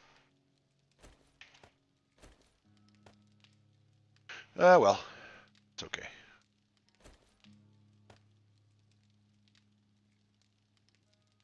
Oh. Some junk I can sell. Oh, wait, he doesn't buy testosterone extract. I don't know. Should I trash it or should I keep it? Tough call.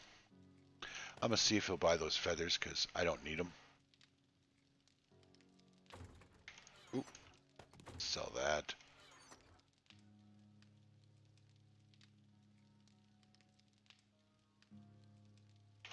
Put those back because I don't need those for the time being.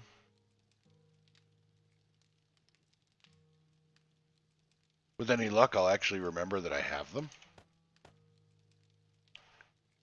Okay, I'm going to sell that. Sell that. I'll put that away. Sell that. That. Those. Is that even worth selling? Nah, I'll just smelt it.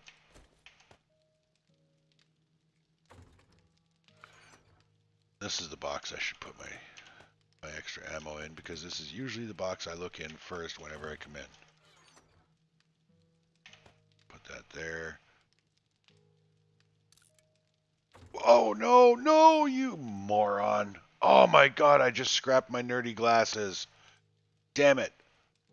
I meant to put them on and I scrapped them. Oh. Well, there's the danger to using hotkeys, everybody, and getting in the habit of using a particular hotkey too much.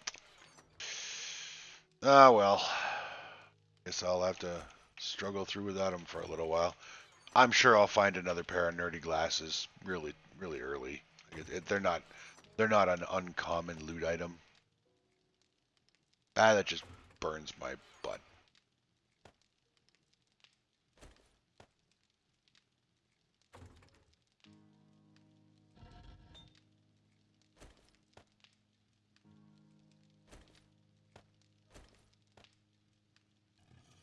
I don't know. I think maybe I should consider at least carrying medical supplies on me, but there's just so much that a guy has to carry. I can't. I mean, obviously, the best way to utilize medical. I'm going to keep the bandages because bleeding to death is a thing, and I don't want to do it. But if you're playing well or playing properly, you don't need a whole lot in the way of medical supplies, right? And that's the theory. That's why I don't carry medical supplies, but I'm not arrogant enough to think that I never need them. It's just I whenever I've got them, I don't need them, and it's really frustrating.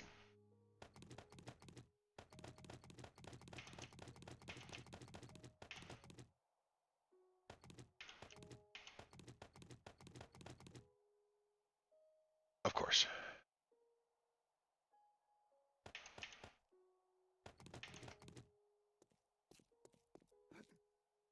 Here. No. All right. So we're on day 22,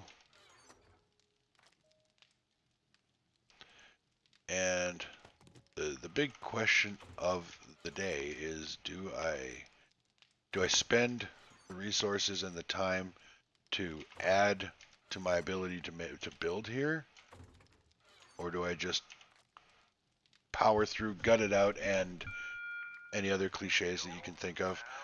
That basically I just try and accumulate my building supplies with what I've got here.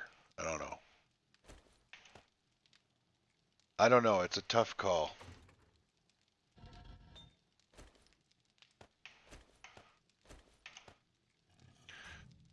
Let's see. Do I even have enough motors to make a couple more cement mixers? Yeah, I do. All right. So what do we need for cement mixers? We need motors, iron, springs, and mechanical parts. Motors, iron, springs, and mechanical parts.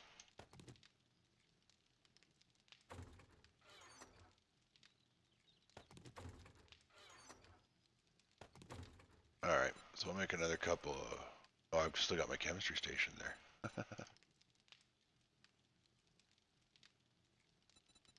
What am I missing? Oh, springs. Where are my springs? I know I got springs.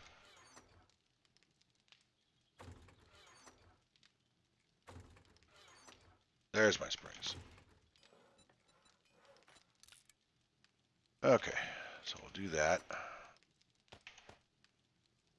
And whether I set them up here or not, I still need them. There's really no point in setting up 2 more cement mixers unless I have an auger, because I can't mine enough with the mining pick to justify or to feed 4 cement mixers. Plus the forges I'm going to need to cook the cement to feed those 4 cement mixers. Like it's a vicious cycle. Let's see what this dude has.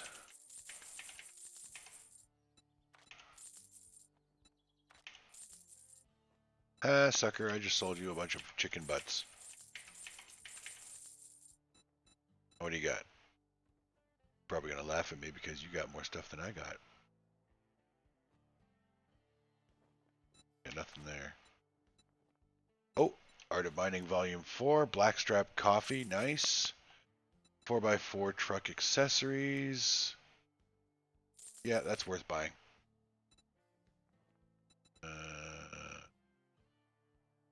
Ooh, crucibles.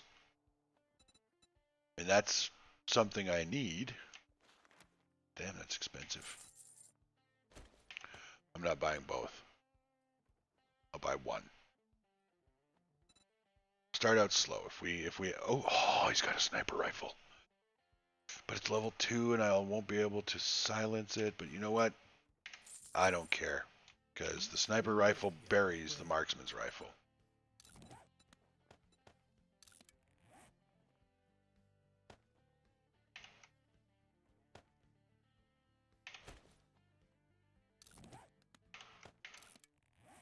So we'll put the silencer back on my poor 9mm.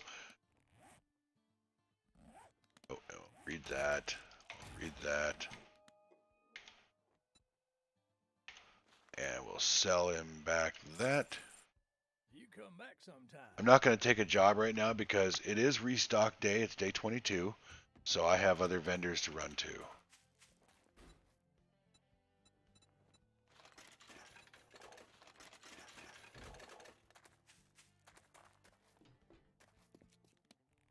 And I got to be careful of my monies. I do have a crucible. I'm going to put that in here for now. Oop. Throw those in there. I didn't realize I was carrying those. Okay, so vendors. Let's see. 2 and 5 are close together, relatively. And then 3 and 4. So, wow. Yeah. I'll go to 3 and 4 first. Then I'll finish off in the desert.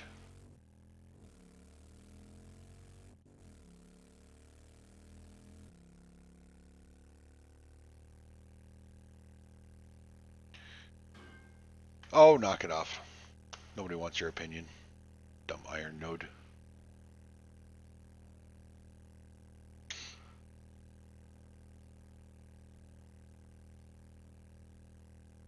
I am going to get myself on the main road and follow that, because driving over that crappy terrain is just too much for me. It's really bad for the back and the kidneys, you know? I mean, you just drink a glass of milk and by the time you get to where you're going, you got a milkshake. Who needs McDonald's? Just go cross country in 7 days to die and you got all the milkshakes you'll ever need.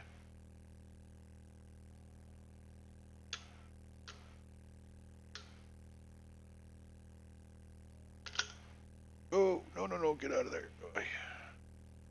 Trying to pour a cup of coffee. Give me a straight line to ride in for a second here, will you?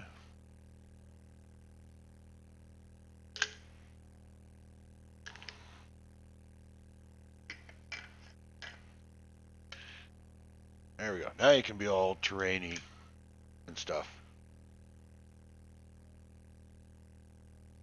So I just got a message from Purple Flower. Apparently she had a really good time playing last night. It was fun to stream, and she's looking forward to doing it again. So we may have ourselves a semi-regular multiplayer streaming show, which would be a lot of fun. I really enjoy playing this game multiplayer. It's so much more fun when you have somebody to work with as a teammate. Anybody watching this, if you're thinking about playing multiplayer, yes, I absolutely recommend it. You got to find the right crew, the right group of people. I feel like, for me, random servers are it's a crapshoot. I found one server that I played on for a long time. I was there for 228 days, and when I started, it was day 41 or 42, and I was there for 228 days. It was a really, really good time. I had a lot of fun on that server, and that was where I actually refined my current tower build. Was that server, and the server host was really cool, but him and his wife, or it might have been girlfriend, they lost interest in 7 Days to Die, so they stopped playing. And when they stopped playing, most of the people that played with us also stopped. Maybe they went to other servers that were more active. I don't know, but the server just kind of. But he kept it up for me because I kept logging in. And then when I finally stopped logging in because I was the only one logging in, then he shut it down. And it was like, that's sad. I'm sorry to see it go. So oh, auto shotgun. But it's only a level 1. You know what? It's not expensive. I'll buy it. So this dude shut down the server, and he was a really, really good guy, and like I said, the server was fun. But I've also run into servers where, you know, the players or the hosts, they aren't quite so nice. And it's a crapshoot, and like I said, to find a good server where, you know, everybody gets along and everybody works together as a team. There's a lot of trolls out there. I don't know why they are out there. Makes no sense to me, but different strokes for different folks, I guess. And it's just, it's hard to find a good server with good players. But if you do find one, absolutely, I totally recommend multiplayering.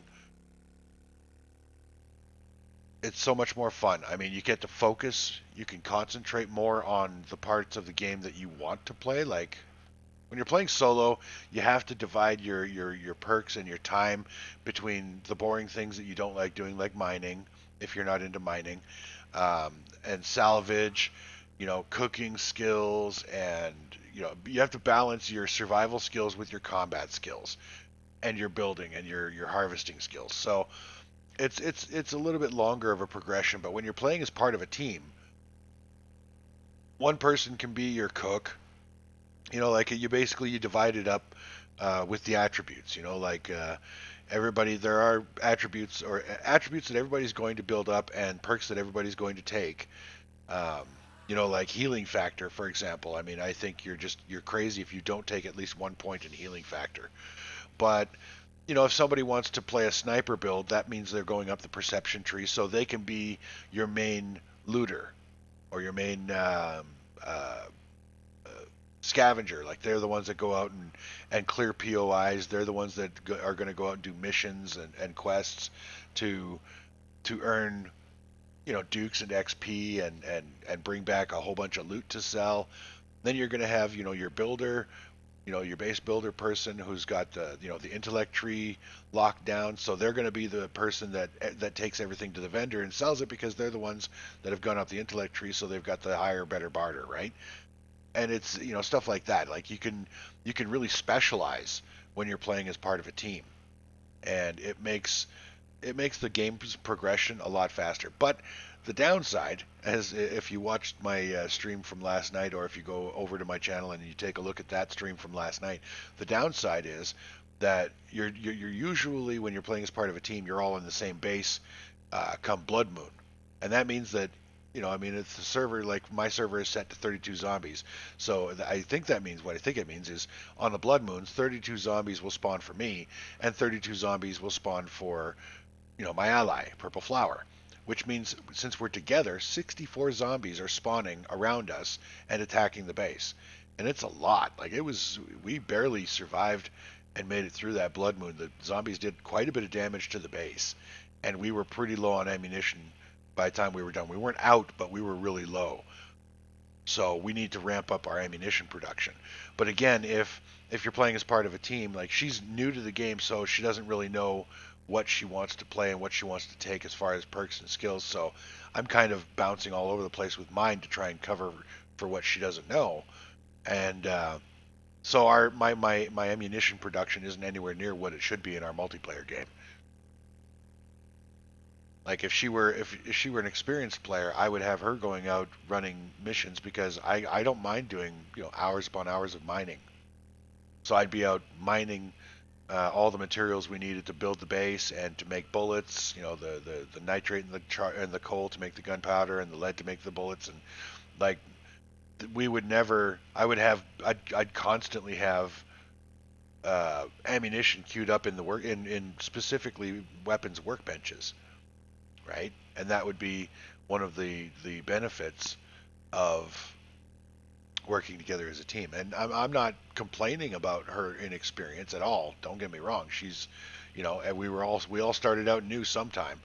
We were all new players to 7 Days to Die at some point. So it's not like I'm saying her inexperience is a bad thing. I'm just saying that as part of a team, her inexperience it's a challenge for us to try and overcome. And I am teaching her and showing her the things that I do, but I also encourage her, and I encourage anybody, not just to take my word for it, because I have a play style, the way I play. It's very different from the way other people play, and I'm not arrogant enough to say that my way is the best way. It's the only way I know how to play, so I play that way. Purchase something. Well, I don't know. Are you going to sell me anything good? Right? I mean, we got to work together on this, dude. Want me to purchase something, you got to have something worth purchasing. You got some little things. That's not bad.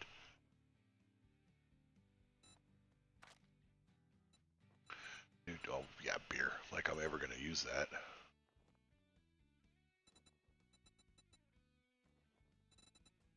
Oh, Art of Mining Volume 1. Yay. I want the one that lets me make stacks, damn it.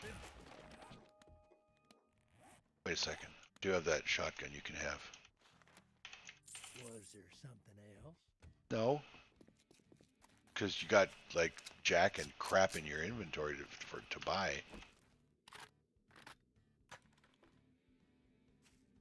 Alright, let's go and kill a zombie. Alright. Zip all the way across the map now to vendor number, wait. I hit 3 and 4.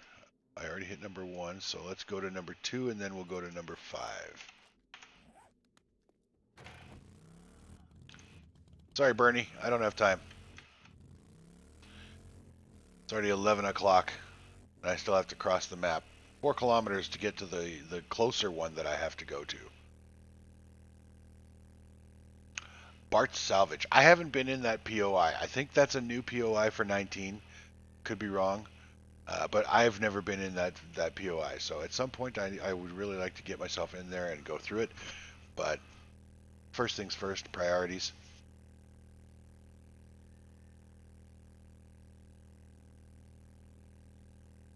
I don't remember what. You know, I keep driving by that backpack and I don't know what it is and it's always there. Did I die there? I did. I must have. And that was something that I left behind, some lead weights. Don't know why. I mean, obviously, I know why because I never bother carrying that crap, but I don't know why I didn't take it and throw it away. Wait, no, I haven't died. I haven't died. I don't know where the hell that came from. Weird.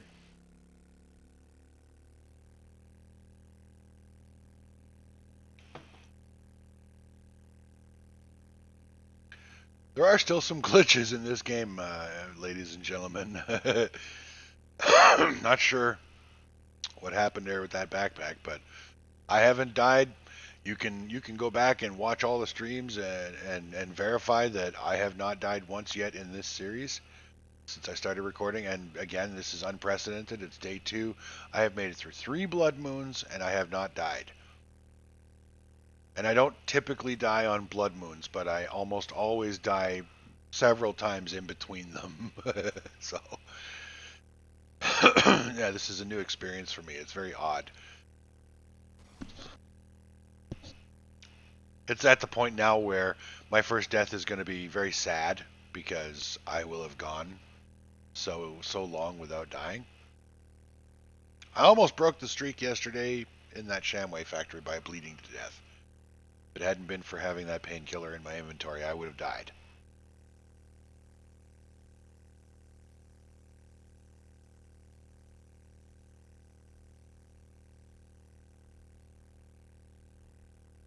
So if I were playing as part of a team, if this were a multiplayer game, I would probably be bumping up my salvage operations. In fact, in Purple Flowers and Game and Mine, I did in fact bump up my salvage operation. I think it's at 4. So I could go out and hit cars and get lots of radiators, lots of motors, batteries, and such, so on and so forth. And she doesn't have to worry about putting her salvage operations up because I don't really think you need more than one member of the team with salvage operations. It seems to me like that would be kind of a waste of perks. One person salvaging is more than enough to salvage for an entire team. I mean, like even a team of 4 or 5 players. They'll spend quite a bit of their game time salvaging, but I mean if that's their job, if their official job is salvager, it's kind of what you signed on for, dude. I like in multiplayer games the ability to split up the work. You know, like I said, everybody gets to do what they enjoy most. When I was doing the multiplayer with Richard, he liked to do the POIs and do the quests. He's not a big fan of mining. He really doesn't like auger mining. I don't know why, but maybe it's just the thing, the task of mining. Maybe he just finds that too tedious. I don't know, but he doesn't like it. So I was like, dude, I'll mine. He likes doing the base building, so I did the mining for the materials and I gave them to him, and he built most of our base.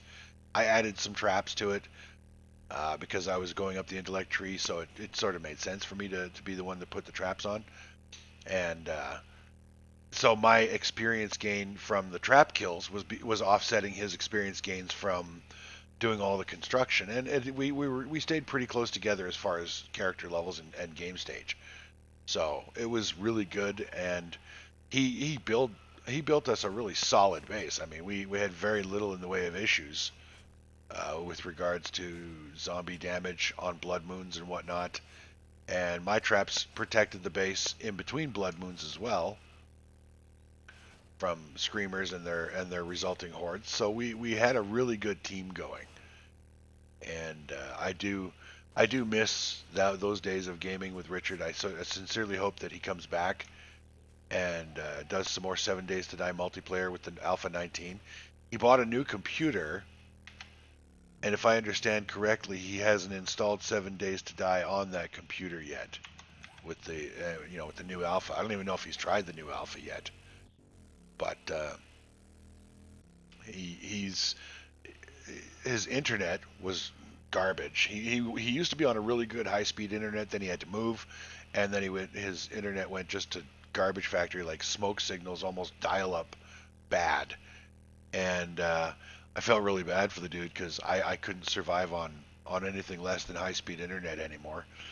And so he didn't bother installing 7 Days to Die because I guess his lag was so bad that playing multiplayer on it wouldn't have been any fun. So I get that, but I still miss gaming with him, and I hope he comes back. He wants me to get into that Star Citizen, and I've looked at it. It's in early access, and I donated like $100 toward the game's development, and I can't play it. It won't run on this computer. My computer isn't good enough. So I was like, all right, well, I guess I'm supporting the developers for a future project for my new computer because I can't play it on this one. And I think he said he told me that I could get a refund on it, but I'm like, nah, it's only money. It was $100, and I don't mind investing in the development of a new video game because really that's the only way we get good content, good video games is if people invest in new ideas, new game concepts, and new stories and new technology. So I don't mind putting the money in, and I don't feel like it's wasted. Even if the developer shuts down and says, we can't do this project, we're bankrupt, we're out of money. It was $100, and it was a chance at a fun game because the game does look like a lot of fun. I just can't play it. It won't run on my machine. I don't have enough RAM, I guess. You didn't get bit, did you? Okay, so Jen, damn it. That annoys me. Spent $7,000 on a frickin' Crucible. I could have bought, if I'd have come this way first, I could have bought the schematic for 1,100. Oh well. It is what it is. You can make it up to me by selling me a nail gun. Oh wait, I can make nail guns. Why am I crying about nail guns? Yeah, I want that, but I don't need it yet. Ooh, I have the chassis schematic. I don't have the accessories. So I'm going to buy this. Then I don't need to grease monkey up to that bad boy. I'll get a gyrocopter just by making one. And you're going to sell a Crucible and the Crucible schematic? Really? With a straight face? Remember me if you need medical supplies. You're lucky, you're beautiful. Okay.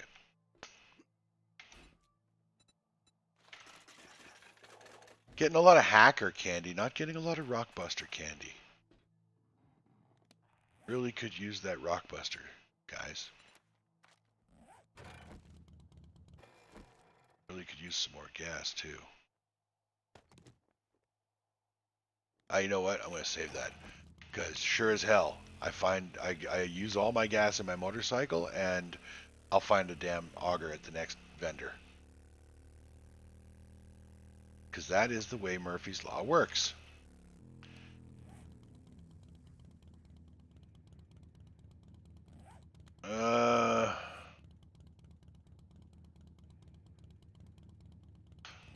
No, I better go straight south and then cut east. I have to try and find the best route. Wait, I don't necessarily have to try and find the best route because I now have the ability to make a gyrocopter. I have the crucible, so I can make forged steel, and I can make more crucibles because now I have the blueprint for it, the schematic for it. So, oh geez, I just about drove into one of my treasure holes. So it's not actually going to be that difficult of a move. I'll just load up the gyrocopter. I'll make a gyrocopter, load it up, and then just fly it over all these frickin' rocks. I'll supply my new base with stuff by just flying it over in the gyrocopter.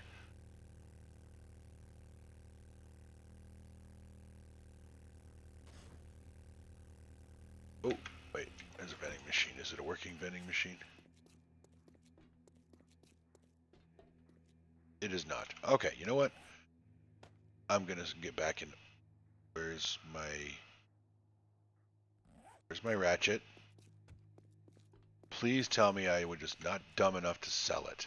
Oh, whew. Oh my goodness. That was a heart attack.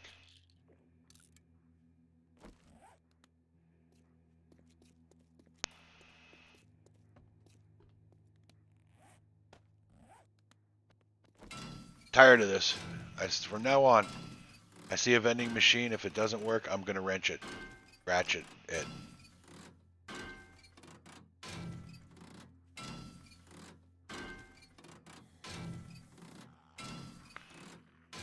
Hold your horses. Jeez. So impatient. Oh, and there's a vending machine here at the Motel 8. I remember. Flower and I found a vending machine at the Motel 8 once, and we were like, yeah, I do have. Good. We were all excited because, you know, any vending machine is, oh, there we go. That one's a good one. But it doesn't have much.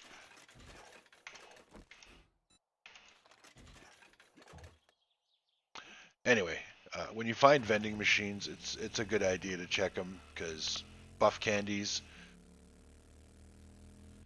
It's a large passing gas, isn't it? Yeah, that's the one that I marked as big gas. All right, so we're gonna cut west from here, the big gas. See if that's a good driving path. Again, not like it matters because as soon as I can, when I get back to the house, that's what I'm gonna do. I'm gonna focus on getting a gyrocopter made so that I can make my vendor circuits every restock day without having to go through all this crap.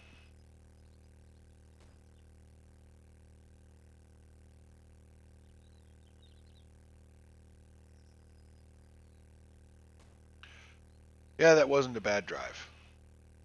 So I guess I technically could, if I wanted to, when I move bases, I could just drive it, but I'm not going to. I really just want to get the gyrocopter made and use that to come out here. It's just so much easier. Holy shit, I thought you were a zombie. Look, I haven't had a bath in a couple of days, but that doesn't mean that I'm a frickin' zombie. It's got dog food, which I do need. But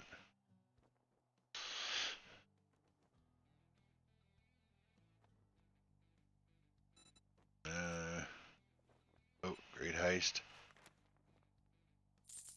Take that one. Ooh, sham chowder recipe. That's a gooder. Night Stalker. Meld into the shadows and sneak 5% better at night. Yeah, that's useful. And not what I was looking for. But Sale is a sale, even if it's to a scumbag like you. dude, don't be a dick.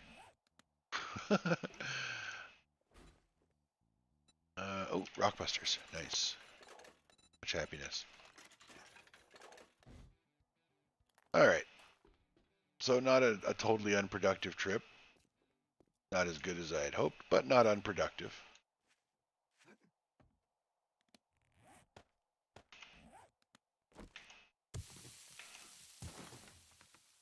Let's see what's in here. I mean, I'm already here.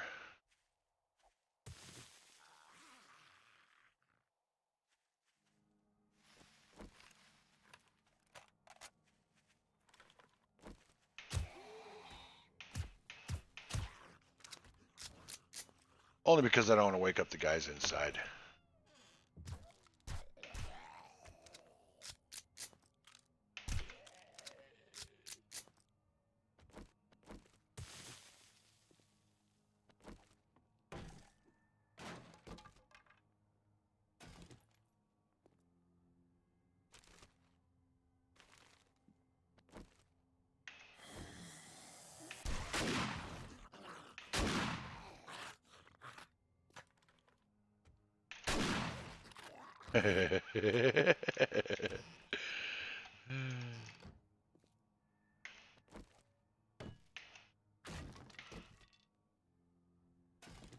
Well, not a terribly productive choice or exploration, but better than nothing. Got some extra cement powder out of the deal anyhow. Oh, and there's a little. What is that? These sometimes have gas in them.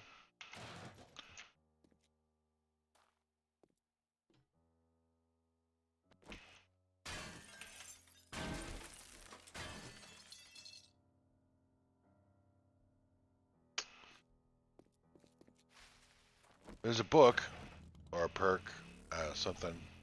Yeah, it's a book that gives you a better chance of harvesting. It says harvesting acid from barrels and chemistry stations now, or medical stations or something. Now here's the curiosity I have. When they say harvesting, do they mean just looting from those containers, or do they mean you actually have to break the container? That's what I was testing. Let's see. It's under Wasteland Treasures, I believe. Yeah, here we go. Adds a chance to harvest acid from cars and medical equipment. Oops. Wrong one. I didn't read the full description. So, where to go here?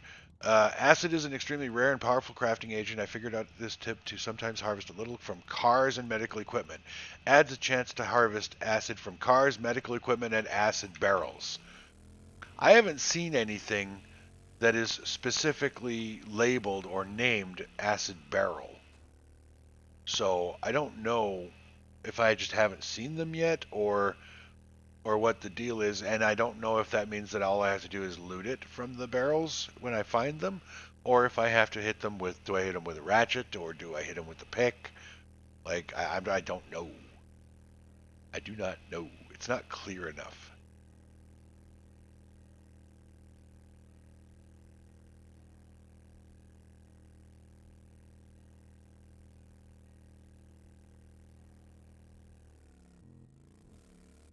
$17.30. My salvage operations isn't high enough to be worth going in there and grabbing all those cars. Because if I go into that pass and gas, I'm going to want to harvest the cars. And my salvage operation isn't high enough to make that worthwhile, really. And I don't need stuff from cars other than gas. So I'm not going to do that just yet.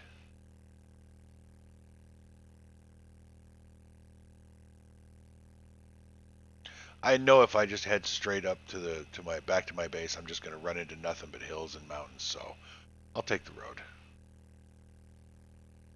I'm not in any particular hurry. So I got to make a nail gun, which I won't need to use right away because I'm not going to be upgrading the base. Not there anyway. But I want to make the damn thing so I can stop looking for it at the vendors, because I was looking for it at all the vendor stops that I made, even though I can make the nail gun. And then I need to make, or I have a crucible, so I can start getting forged steel, and for that I need to mine. I need to mine up some iron. That's going to be my goal or my activity for the next little while.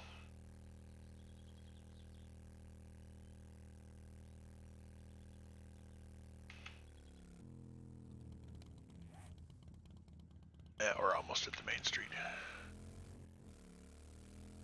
Do, do, do, do, do.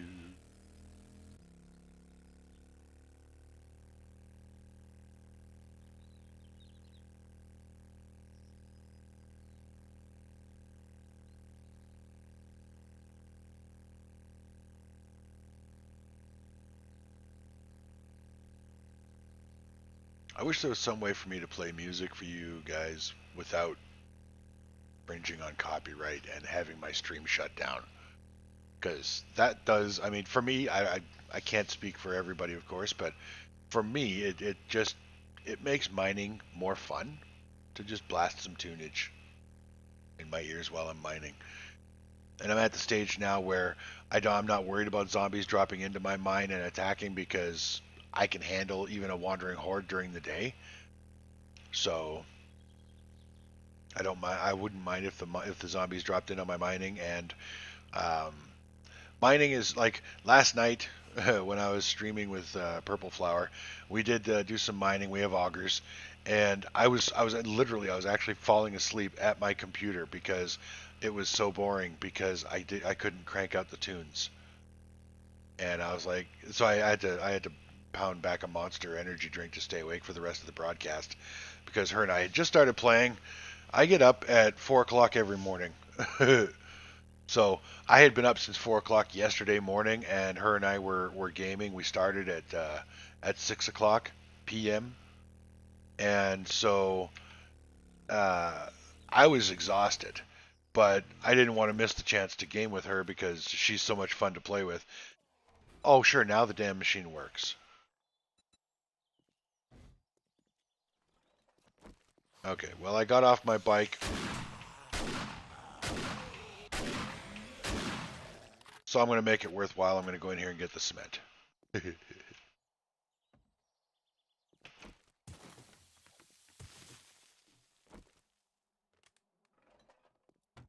And this water.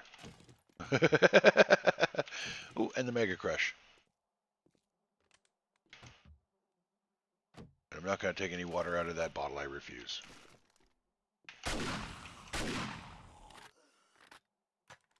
All right. Wait, there's a flashlight pointing in here. Why? Is there something out there? Is that like a secret? Oh, it might be a secret chamber.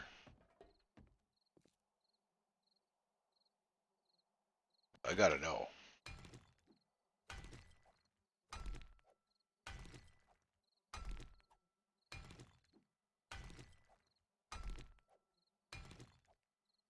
Curiosity has me. Because flashlights usually, like when you see a light point or light source at a POI like that, that's usually telling you there's something there. Oh, it's another bathroom.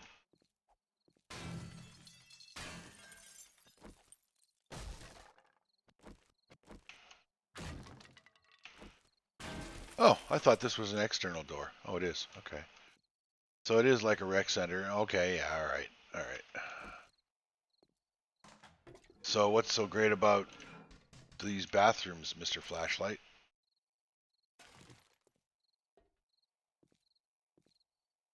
There may be something on the roof I'm missing, or is there something up there?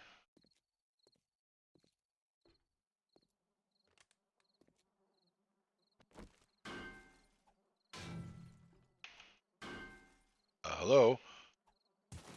Thank you.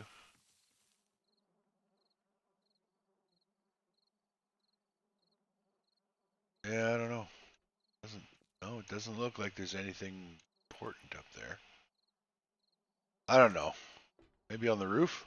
Is there something maybe on the roof of this place that's valuable or important? Take a peek. I've never actually explored this. By the way, that's the basketball court, not in that particular one, but just as an example, in another game, that's what I built a base in, was that basketball court. There's nothing up here. So I wonder if that was just a red herring to make you stop and waste time like it did for me just now. Could be.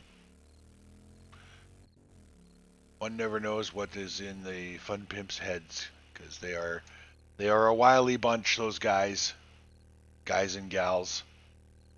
There has to be at least one lady on the staff, because who'd they get to do the voice of Jen? I guess they could have just hired a voice actor, but why hire a voice actor if you have a lady on staff who's got a nice voice, right? Oh, vending machine.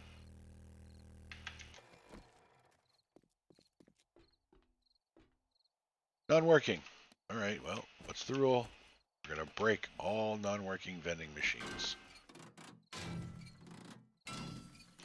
Specifically because I don't want to have to keep coming back here to check and see if this is a working vending machine.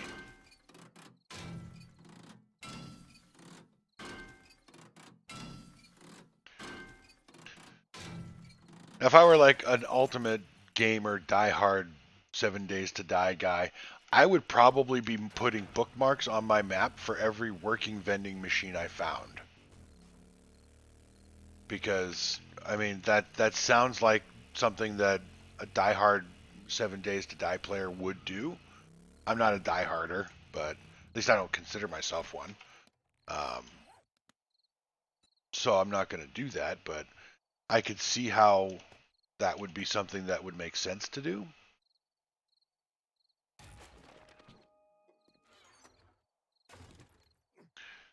All right, yeah, I know I'm encumbered. I don't care. Let's see. We need to make a nail gun. So let's see what that takes. Wait a minute. I unlocked that. Oh, crap. I sold or scrapped my nerdy glasses. Now I don't have it. Oh, wait, but I can just. There we go. Now I can make the nail gun. Damn it. Okay. So we need forged steel, mechanical parts, duct tape, polymers, and springs. Oh, I guess I should empty my bags out first.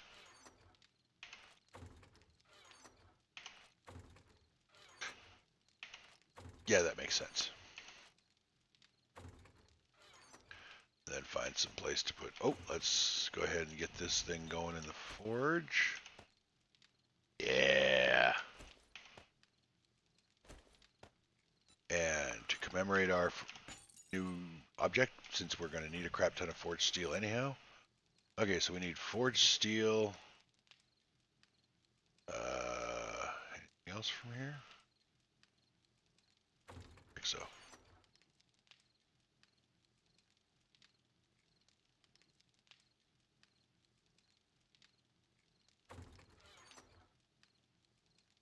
There's another game I play. It's called Space Engineers, and in that game they have what's called the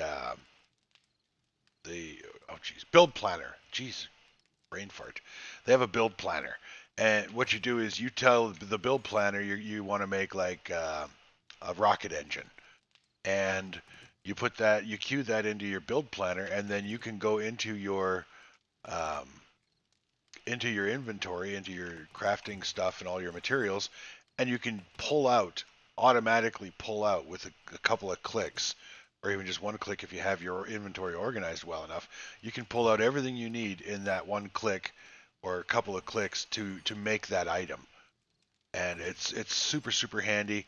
I never used to use it, but I do all the time now. In fact, I can't even remember what it was like to play without it.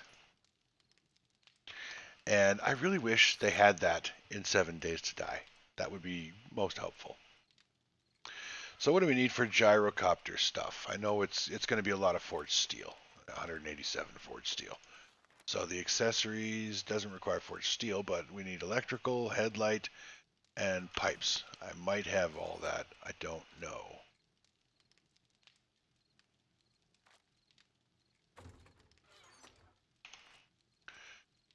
Electrical, headlights, and pipes.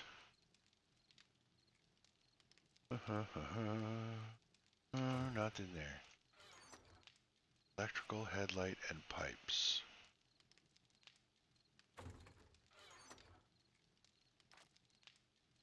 Really? I don't have any of that stuff?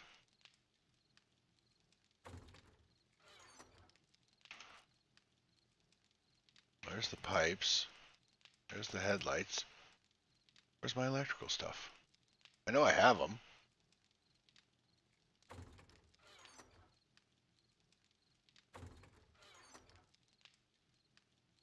So I hate, you can't see the forest for the trees, right? I mean, I know I've got electrical parts here someplace.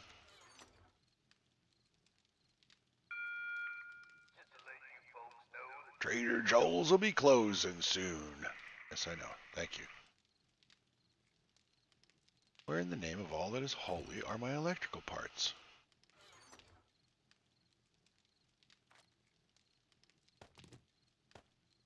Not in my inventory, are they? Because I'd feel pretty stupid if I was hunting for them and I already had them in my pocket. Oh. Alright, I'm going to have to look at each individual box. Normally I can just scan a box and use my peripheral vision to find what I'm looking for. But for whatever reason, that's not working today.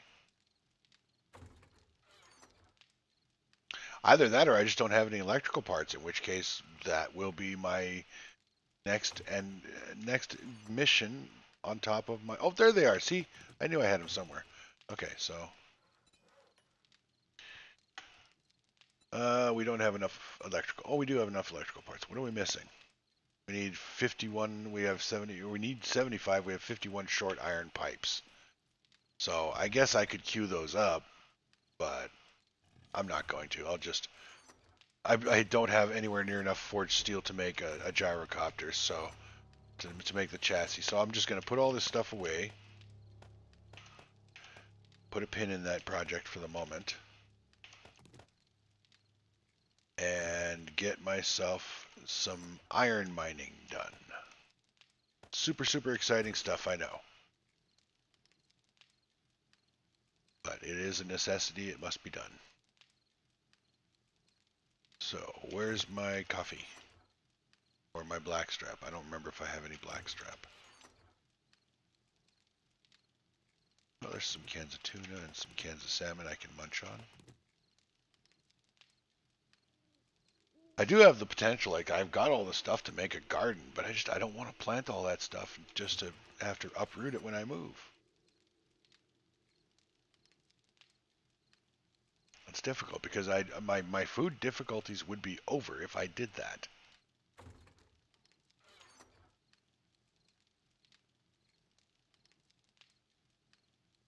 Ah, there's my coffee.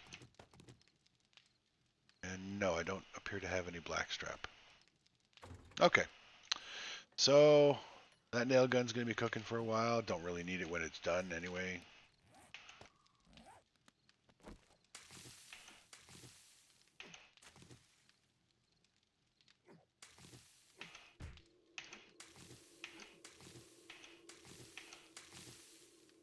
Yeah, my setup at my new base is gonna for my mushrooms is gonna be a lot more intelligent than that.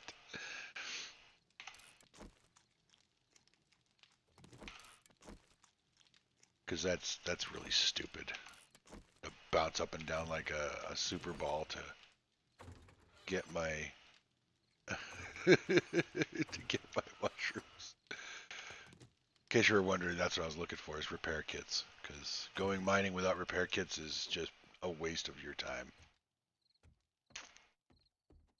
Alright. I'm going to go over to my mega mine over here that has everything I need in one hole.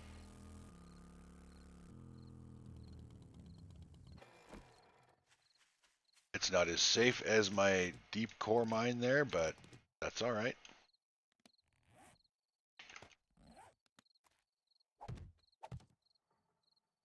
Goes there so that I have some advance warning that the zombies are coming.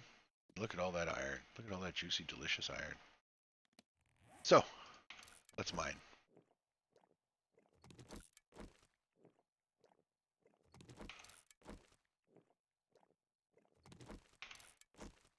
So as I said before, I've said it a couple of times. buff food durations, the effects don't stack, but the durations do. So you can drink 3 coffees, and they stack up to 3 times. You drink 3 coffees. Each coffee gives you 3 minutes of coffee buzz, which when you've got the perk book from the Art of Mining, it increases your harvest amount. So, and coffee increases your stamina regen all by itself. So it's a good drink to have on you, even if you don't have that perk book for mining. But you drink 3 coffees. Each one lasts 3 minutes, and that duration stacks up to 9 minutes. And if you take the Iron Gut under Fortitude, if you take the Iron Gut perk, it increases the duration of your buff foods, which still, it's not the time that is the cap, it's the number of stacks, and that's 3. So you can eat 3 buff candies, like 3 rock candies, which, by the way, I didn't bring because I'm a dumbass.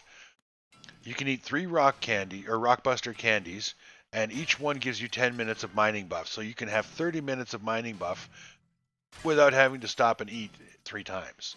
You can just eat them all at once. And the same goes for Grandpa's Learning Elixirs, any of the buff foods.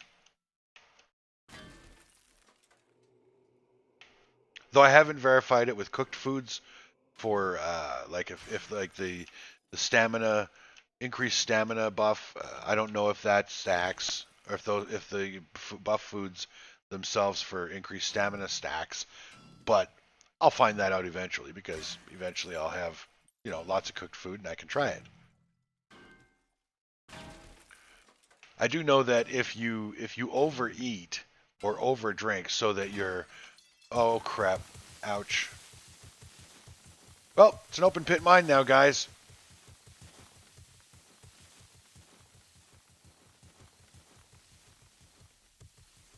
That's not unexpected, but I was hoping to not have this happen. But I guess I should have been paying closer attention. Oh well.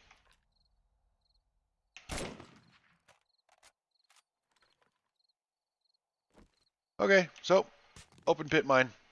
Now we just got to clean up all the dirt. I mean, it's not like we weren't going to need clay soil, right? I prefer to gather clay soil when I want to gather clay soil, but I'm actually surprised I didn't take any damage in that cave-in. I should have, but maybe it's because only 1 or 2 blocks actually hit me in the head. Because this was a shallow mine. I mean, as you can see, I wasn't that far underground. If I had been, down at, bedrock when that happened, I would probably be dead right now. There is a perk that you can get from the Art of Mining books that reduces the amount of damage you take from that you suffer in a cave-in, but I don't think I have that one. Let's see. Nope, don't have that one yet. There you go. You take 50% less damage from collapsing mines, so you can cause cave-ins and take less damage, and they're not as often fatal if you're prone to making cave-ins, which I have to admit. I used to do the whole bracing and structure cover and, like making pillars and stuff in my mines to prevent collapses, or to try and prevent collapses, but I ended up having cave-ins anyway because I don't fully understand the mathematics behind structural integrity. So I was like, well, if I'm going to have cave-ins anyway, then why bother? I'll just plan for them, and I'll just incorporate it into my digging. Like, bring medical supplies, make sure I can heal up afterwards. But really, why bother trying to prevent the cave-ins? So, I understand, like, especially in multiplayer games, it is incredibly rude to make a giant pit like this if you're not going to mark it. If you mark the pits, then there's nothing wrong with it. Then the onus is on the people that are riding around on their motorcycles to pay attention to, if you see a nerd pole in the middle of or if you see a couple of blocks of wood stacked up in the middle of a field, there's probably a reason that they're there, right? So maybe slow down or go around if you're uncertain. I mean, in a perfect world, people would put up signs. I would put up signs clearly labeling my mine sites, but it's not a perfect world, and honestly, that's materials spent just to, warn people not to be stupid. Myself included, by the way. I'm not suggesting that I am above being stupid when it comes to riding into open mine pits. I do it all the time. And there's little to no excuse for it when I'm the only player in the game. I have nobody else to blame but myself. But it's just to me it's a courtesy to at least put up a couple of wood frames at the edge of a mine hole. You don't have to like build a wall around the mine. You can if you want to, but you don't have to. But at the very least, put a couple of blocks of. See, I take damage from that, but not from the collapse. Okay. Um, Put up a couple of wood frames beside the mine. Like typically especially when I have a collapsed mine like this and a cave in, I'll just nerd pole out. I don't bother trying to build stairs or anything like that to get out. I'll just nerd pole out. So what I do is I nerd pole out near the edge, typically where my vehicle is, so my motorcycle, and then I'll just nerd pole up 2 or 3 more blocks above the surface of the ground that I needed to get out, and I'll just leave it there.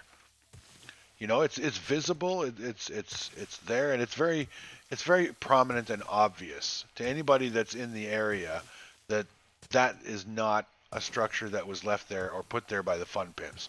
So a player did that, and I, it's just to me that just it's a courtesy thing. It's courteous. It's polite, and it's really not an effort. I don't think. Especially if you're nerd poling up out of the mine anyway.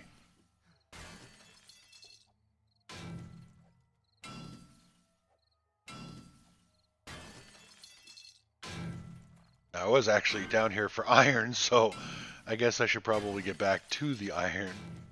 I've wasted most of my buff from my coffee digging up the collapse, so.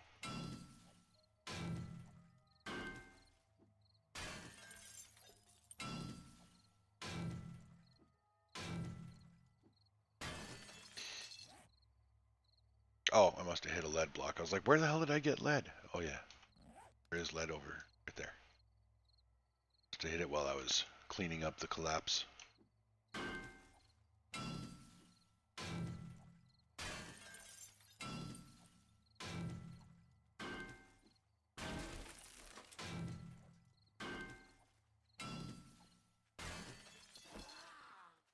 Really? Come on down. Let's talk about it.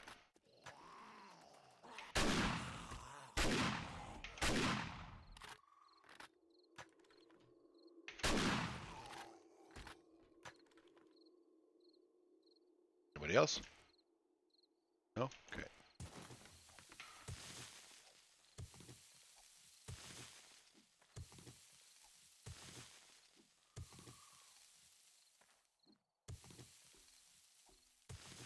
I'm really looking forward, by the way, to getting my new computer today and getting it all built. The video card is going to be a really good one. I can't remember the name of it. I've got a shopping list of what I'm going to be buying.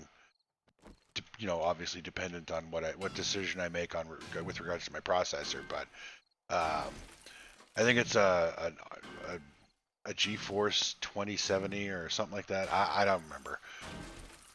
I don't know enough about tech to be able to memorize that kind of stuff.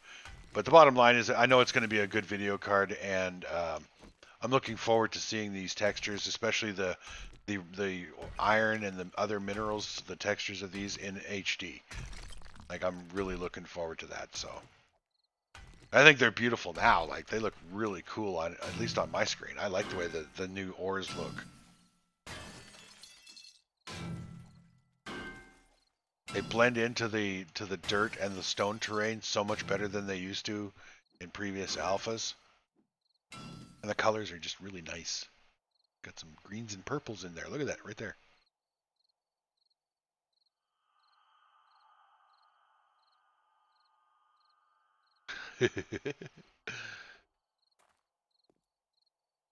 I started with the best of intentions with the soil mining there. Really, I did. It just kind of went south on me when I found all these rich veins down here.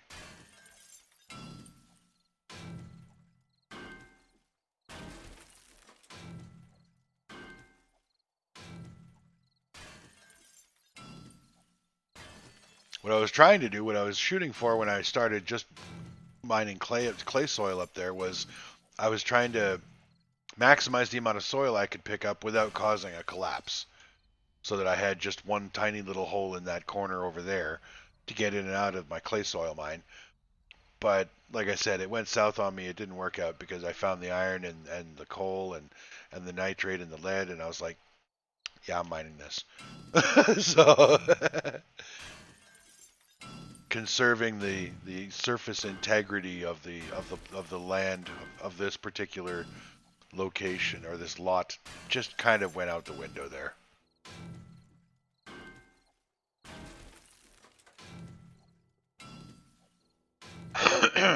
Excuse me.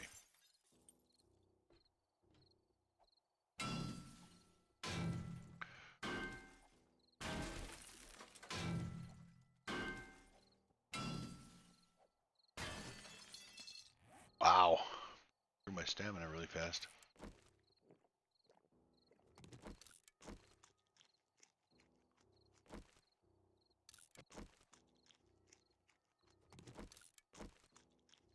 I got 9,400 iron.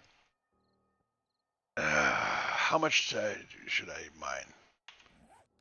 I know you're probably saying, none, stop, you jerk.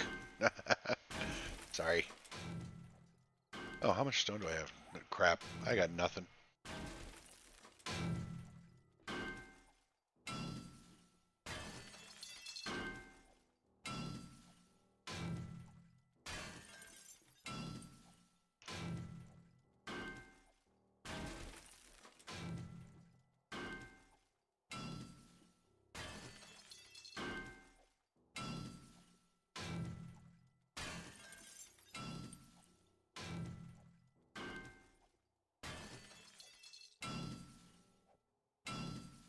I've kind of run out of things to talk about.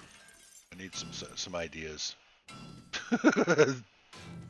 Hey, audience of nobody, because well, my software doesn't show any viewers, but that doesn't mean anything because yesterday I had two people in my stream watching my stream, and they were both chatting, and I didn't see either one of them until probably after they'd already left because of the delay from when they say something to when it shows up on my stream software.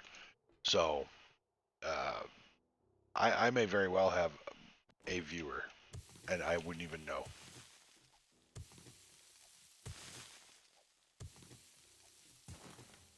And I think Grand Spartan was saying pretty much the same thing. He doesn't know uh, who he's got for viewers or how many viewers he's got until they chat, and then he sees their chats, but long after they've actually said what they've said.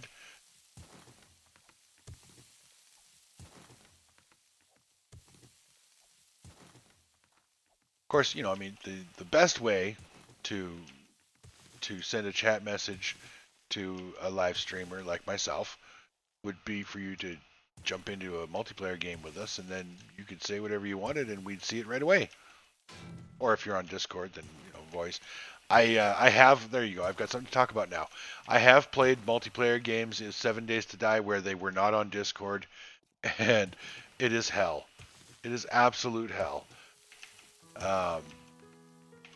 You cannot effectively communicate what you need for in a blood moon by typing. Sorry. I don't care how fast you are at typing. I don't care how much Ritalin you take or you don't take in order to combat the ADHD or whatever. It doesn't matter. To me, I don't care how good you are. You cannot effectively communicate with me during a blood moon because I'm too busy shooting zombies, reloading, repairing my weapons to even think about reading chat and then process what I'm reading and then, type back. Like it's a nightmare.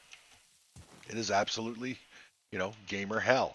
So uh, when Flower approached me and asked if we could play multiplayer, and I said, I'd be happy to help her, but she needed to be on Discord, and that was my only caveat. And she agreed.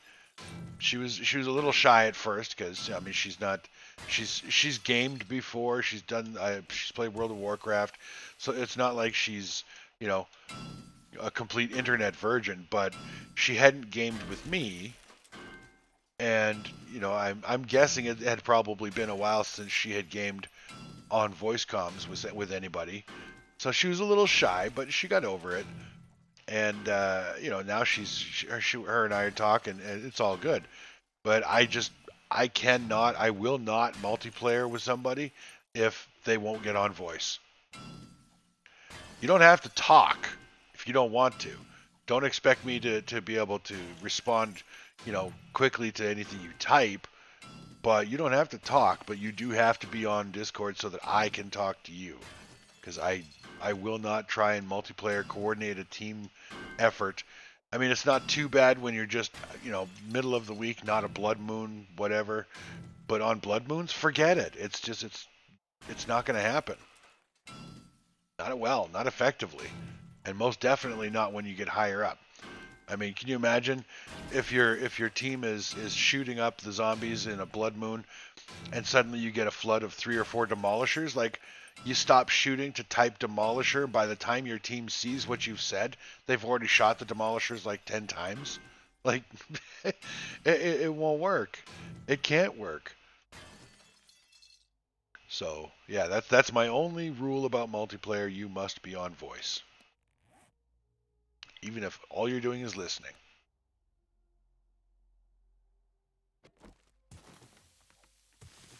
And I apologize if I insulted anybody with my Ritalin ADHD comment.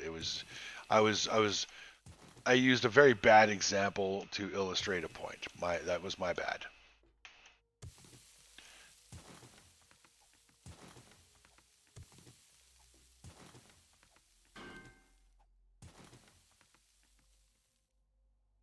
Wow. Looks like the surface of the. Actually, it looks like the terrain I keep trying to ride my motorcycle on, doesn't it?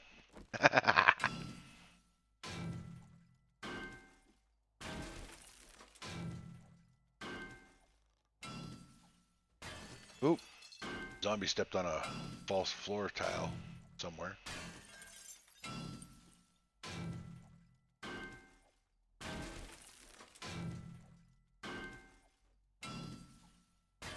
So day 22 was our restock day. That was yesterday. So the next one will be day 25. Look. Yeah. Yeah, day 25 will be our next restock. Had to look at my spreadsheet.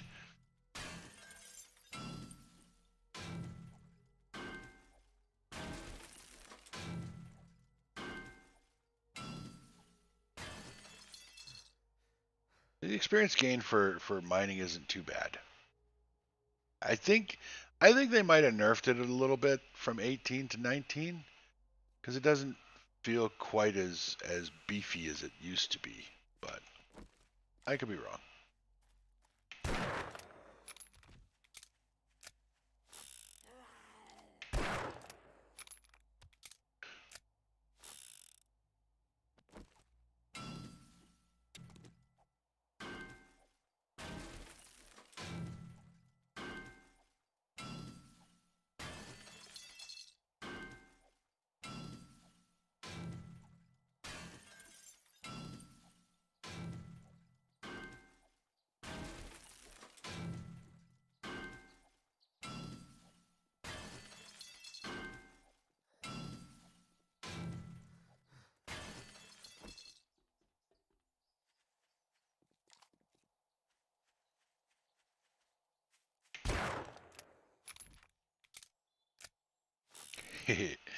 Don't you just hate it when a high velocity projectile comes zipping out of a hole in the ground and hits you in the head?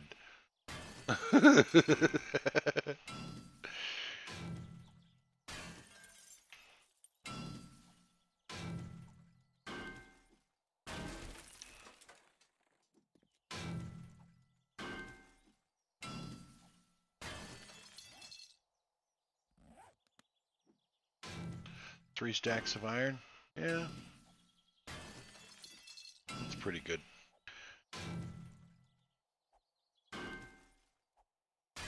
And I did pick up a bunch of clay soil from the cave-in, so I probably have more than enough to make the forged steel I need for... Oh, maybe I should pick up some coal for fuel for the forge.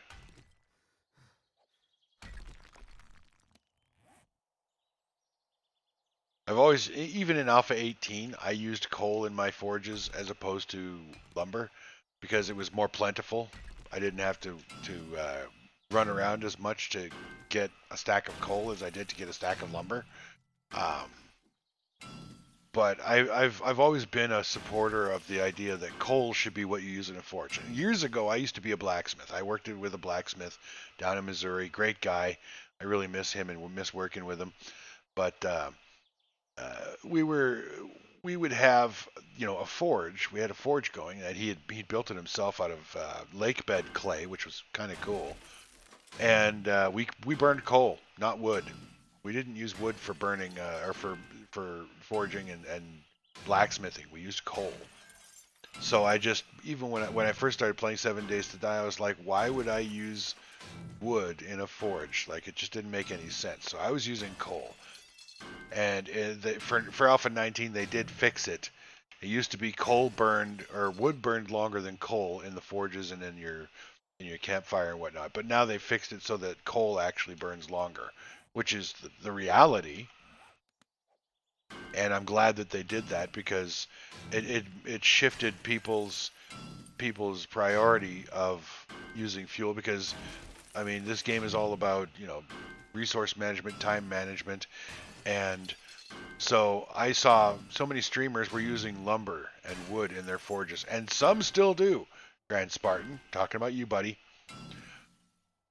He does actually use coal in most of his forges, but I think he forgets sometimes, or just habit takes over when his forges are empty, and he'll throw lumber into the fuel bin. But some players still use the lumber over coal, and I'm like, and it rubs me the wrong way. I don't know why, because it's wrong. Lumber doesn't burn as hot as coal. It doesn't burn as long as coal, and it's not an effective forging fuel. So, yeah. But they fixed it for 19. Thank you, Fun Pimps. I like seeing that. Like I said, this game is time management, and it kind of bugged me that lumber was, like I said, I used coal because I was mining anyway. I almost always ended up with more coal than I needed. So I would just throw my surplus coal into the forges and the campfires and the chemistry stations to fuel them. And then I didn't have to go running out cutting down trees as much. So that's where I got that from. I was just trying to be efficient. And it seemed wrong. It didn't seem right to be using lumber as a forge fuel. Okay, I've got 1, 2, 3, almost 4 stacks. I'm going to get a 4th stack of iron, and then I'm done for the time being.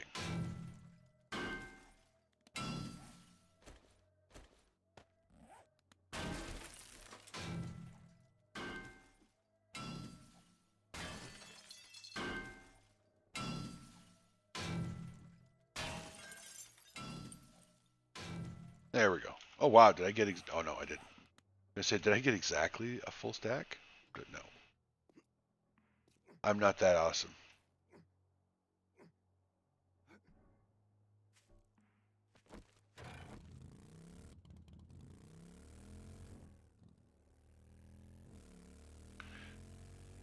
We'll get the iron in the forge, the clay in the forge.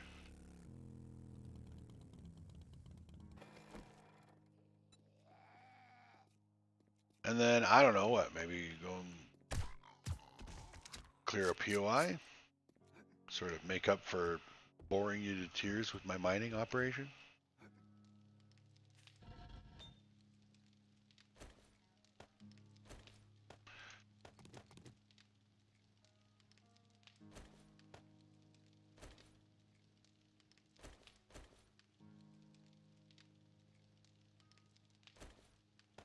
Sure. I like it when I can I can get that done. Oh, do I need fuel in there? No, not really.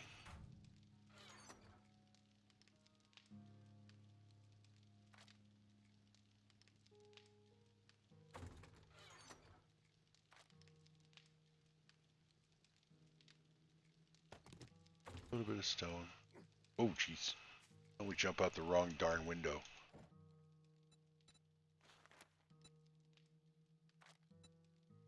$8,300. That would be 4,150.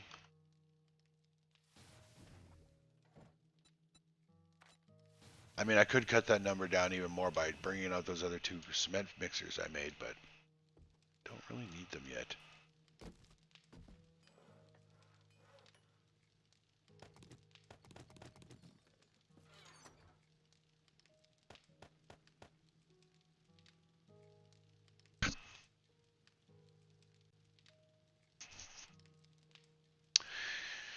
Alrighty.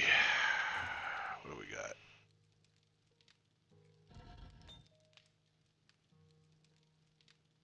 How much forged steel do I need for the gyrocopter? A lot, I know, but...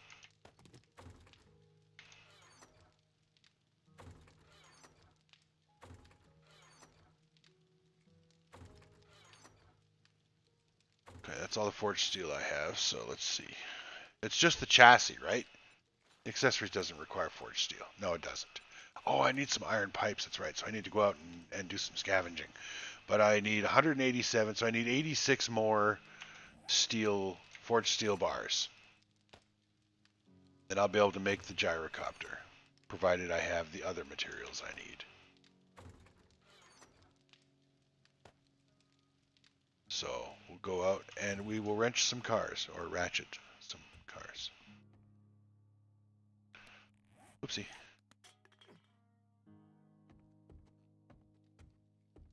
Really don't want to bring a full stack of iron with me because I have no use for it out there.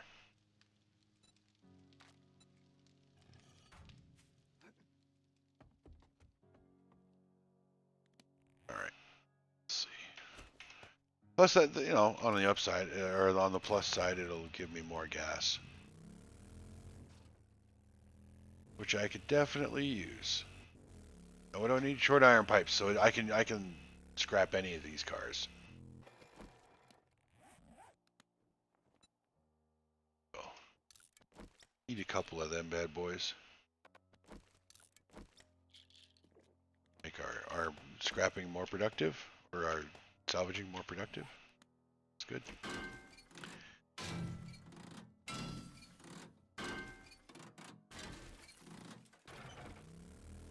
I don't remember how many short iron pipes I needed. I don't know. I'll just salvage till the salvage candy's gone, I guess. See where I'm at.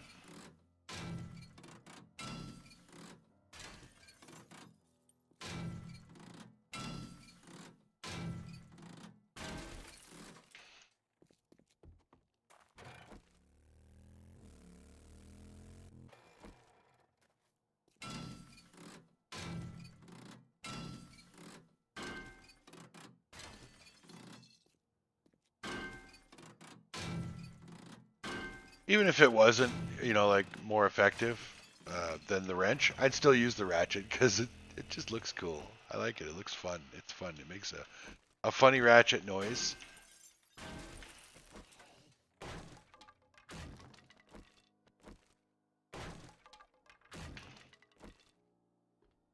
I appreciate that this is your car lot, sir, but I need the materials.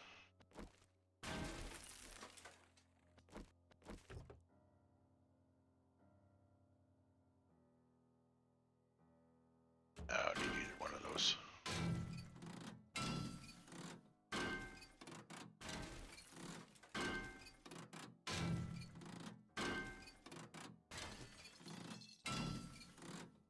I really want to get to my new base and get it started because I want to get my brass and my bullet forge going and start crafting my own ammunition so I don't run out. Because I'm going to end up in that situation pretty soon here with these blood moons and the zombies getting the way they are. Is I'm going to start running out of bullets. I remember one playthrough, one game I played. I was intent on building a base, a blood moon base that was so strong with traps that I didn't have to fire a shot. And I almost succeeded. It was, I would call it an 80% success. I used a lot less bullets than I normally would use on a blood moon, but the repair costs were intensive enough that it pretty much offset the lack of bullets that I used during the blood moon. So I'm not an expert base builder. I've seen some really fantastic base building on YouTube for 7 Days to Die. Although I put absolutely no credit or weight on any base that I see built in creative mode. I'm sorry, guys. You know, not that my opinion really matters, but if you build it in creative mode, you've shown me absolutely nothing of any impressive value. You know, if it's not built in survival mode, it's not a real, zombie horde base in my mind. So, but I have seen a lot of bases built in survival mode that, I mean, they built them or tried them out in creative mode. I couldn't tell you, and I don't care. All that matters to me is that the materials were harvested in survival mode to build that base, and I felt that you've earned the right to show off that base to me, because you've taken the time to harvest the materials while still maintaining a progression game, and surviving the hordes and the zombies and the birds and starvation and everything like that. So it means more to me to have built it in survival mode. And so there are people out there that are far better at base building than I. I don't really consider my bases even really all that great. Especially, when I build something that I thought would work, or that I assume or I know, and I'm using air quotes there, it's something that I know works, and then it has a catastrophic failure. It kicks me really hard in the gut, because it shakes my belief that I know what I'm doing. And that's a hard pill to swallow. It really is. So I I give props and hats off to the players that I see building these really incredible bases like Grand Spartan. His zombie Blood Moon bases are always an impressive to do, and I do enjoy watching him build them. I do know that he builds them and tests them in creative mode, but like I said, I'm okay with it because the bases that he shows me, he builds in survival mode, and I'm all right with that. So I wish I was as good at building bases as some of the other players I've seen, but I don't understand enough of the theory craft or the zombie pathing rules to really have a good grip on base building. So I just kind of build what feels right, and what I do somewhat care about aesthetics. I like my bases to be symmetrical, but I don't pretty them up with like paint and skins and all that. I don't really care about all that.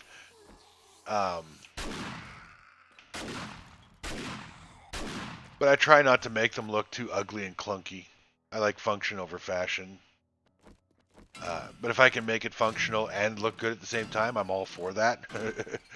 But I have a lot to learn.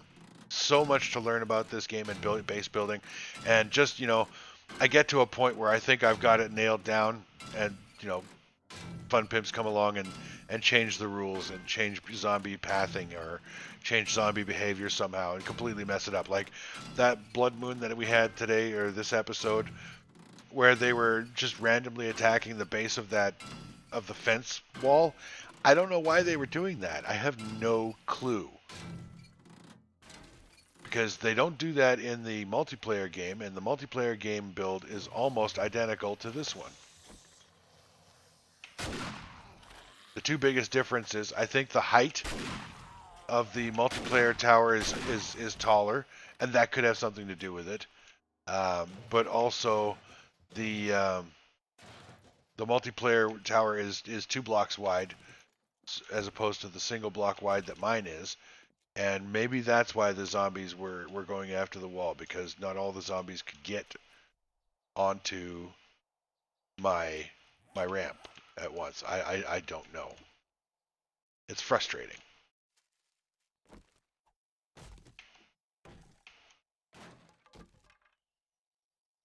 Ooh, level 3 ratchet. That's good. That's an upgrade.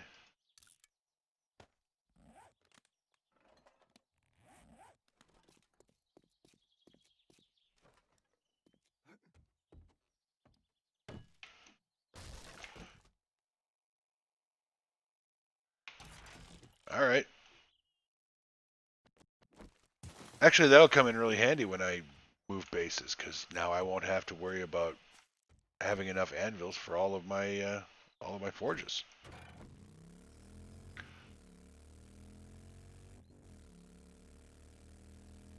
The anvil speeds up crafting time, if I remember correctly. So, I mean, I've got one in my inventory. Why don't we just look? Yeah, forge crafting speed 50%. That's really good, especially when you're making cement for your cement mixers. And putting in advanced bellows along with a anvil into a forge, you smelt the stone twice as fast, and then you crank out the cement twice as fast. So it's a twofer.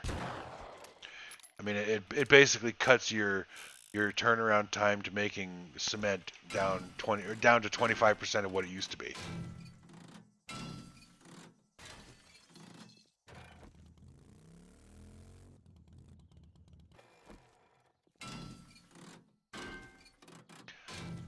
I'm sure by now I have more than enough short iron pipes. Oh wait, I've only got 55, and I remember I was short quite a few, so maybe I don't have enough yet. I'm gonna feel really dumb if I get back to my base and I'm like 3 short. I know I can craft them in the forge, but you know, I would prefer to just salvage them while the steel cooks. Cotton seeds.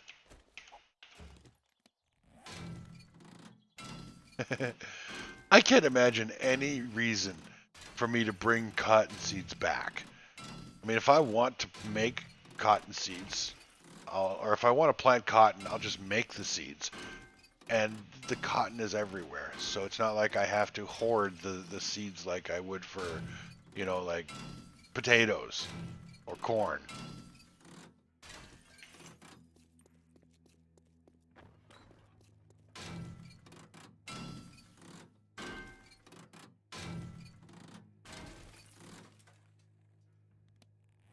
What do we got?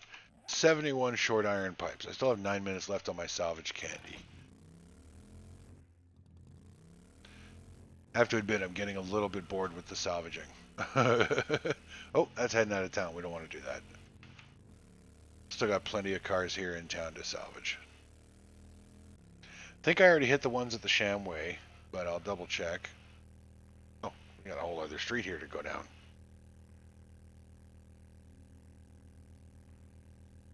There's a lot of debate, by the way, online about whether or not cars spawn, like respawn.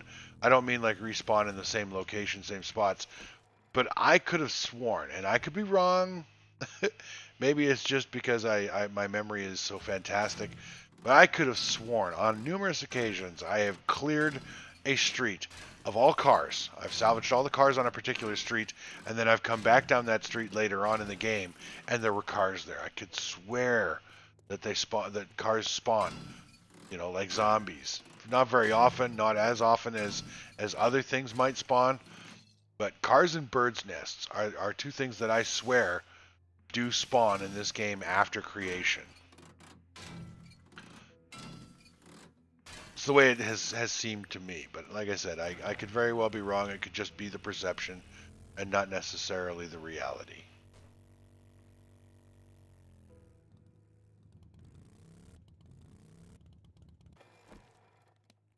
I think I'll hit this lot, and then we'll call it a day for salvaging.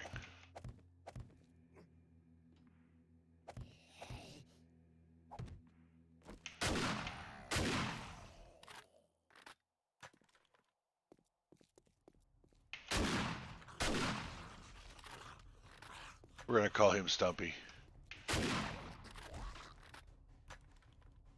We're going to call him Headless or Faceless.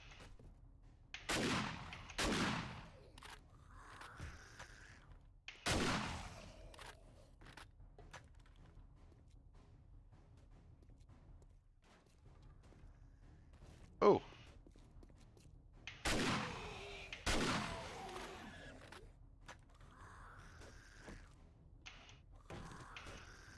I'm going to kneecap this guy.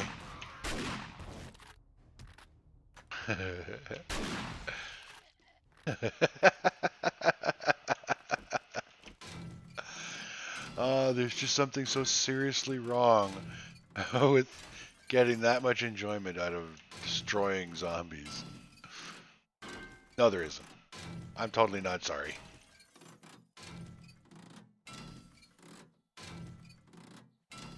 Yeah, I saw her.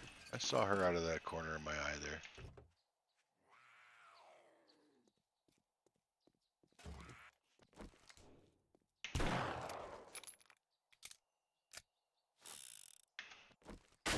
Oops. Why? Tyrant, why did you do that?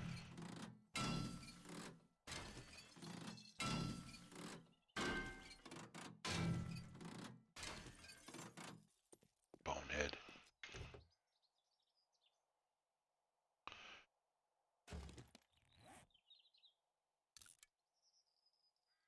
Well, I got 94 pipes now. Pretty sure I have enough to make my gyrocopter once I get all the forged steel I need.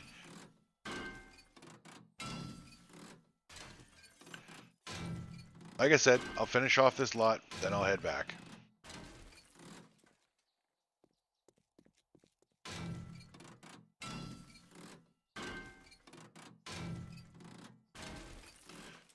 And I got about another hour left in this stream before I'm going to head out to the computer store.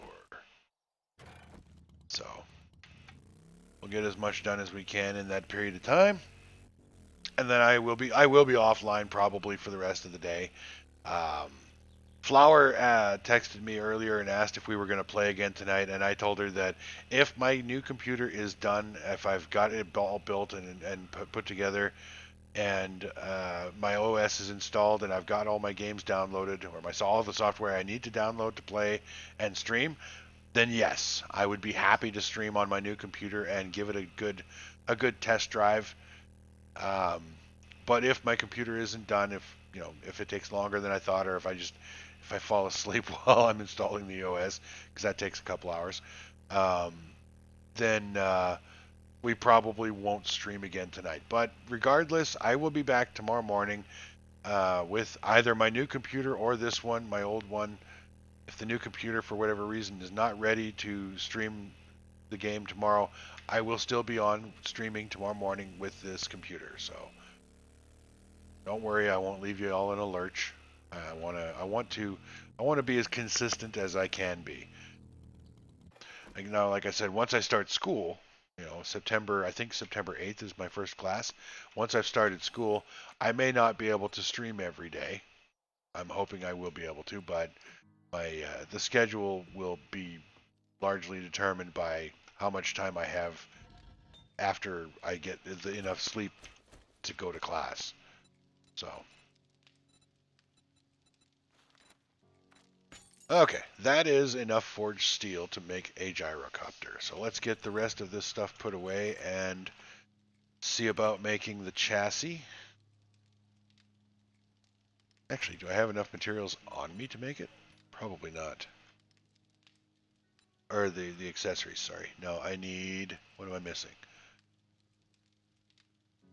Electrical parts. I need more electrical parts. Where are my electrical parts? We're going to do this again? No.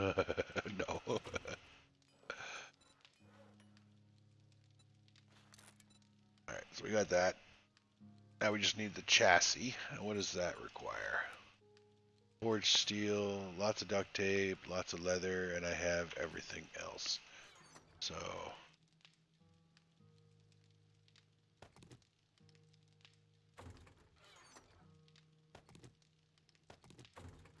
how many duct tapes? 37, and I have 32. But I have 22 glue and a bunch of, yeah, I'll just make some more duct tape. I have time.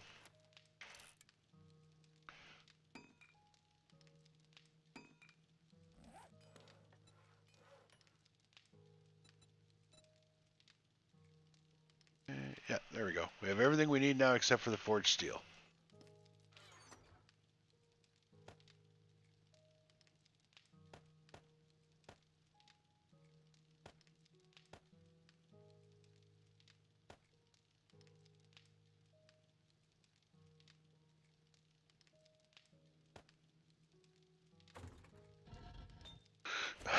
Excuse me.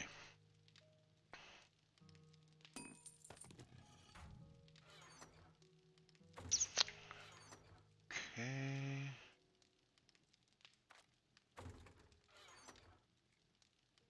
Where did I put my forged steel?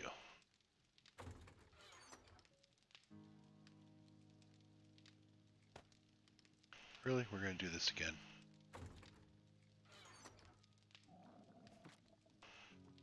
Oh, we're going to try and focus on eating some foods. Oh, there's my forged steel.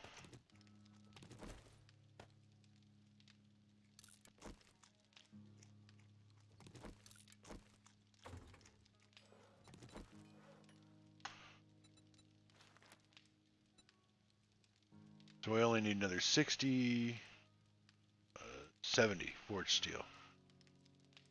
We have everything else we need, ladies and gentlemen.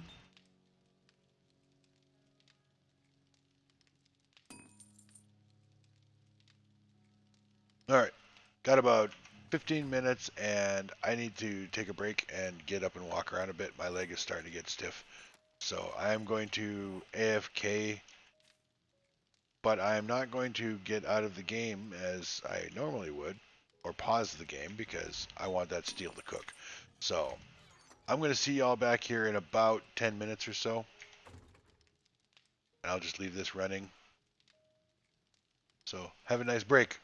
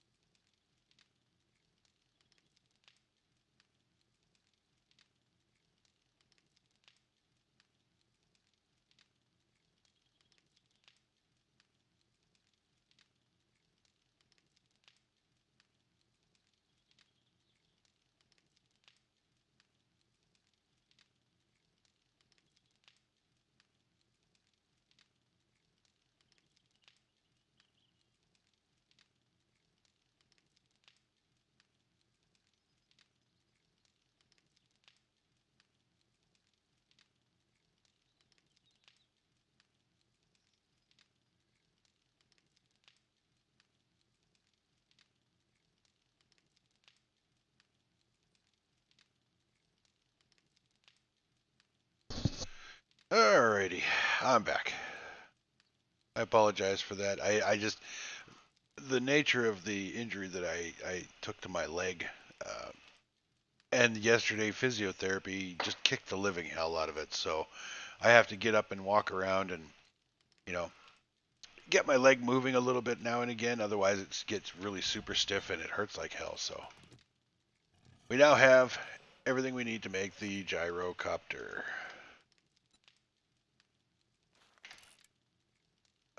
Do we have 3 wheels?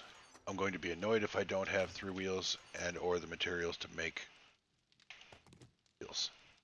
Just grab the stuff I need to make wheels as I go through my inventory. Looking for wheels. I think I have at least one. Oh, I need a battery.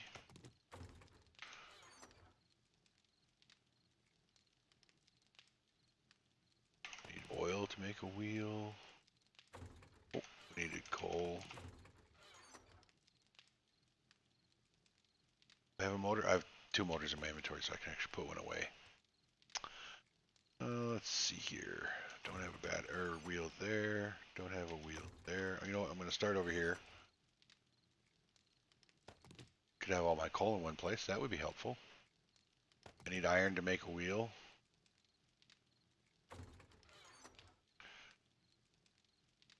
Okay, is this another one of those? I'm just not seeing it because I was sure I had at least 1 wheel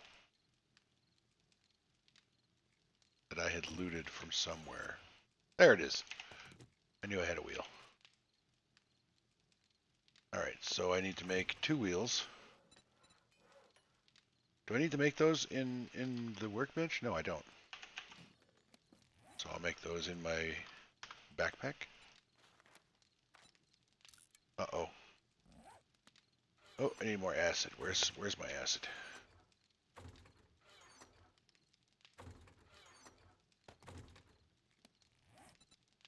There we go. Whew. Oh, I would have been so annoyed. Okay, so we don't need that anymore. Don't need that anymore.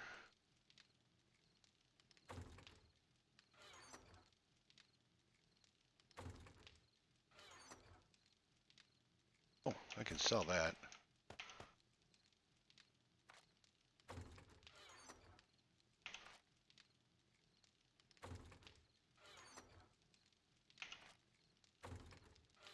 Serious inventory maintenance issues.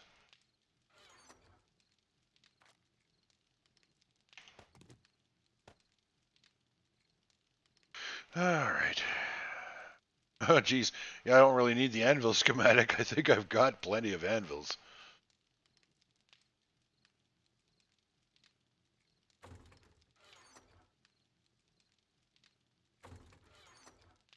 You know what? I am really tired of my inventory being a mess, so I'm going to fix this.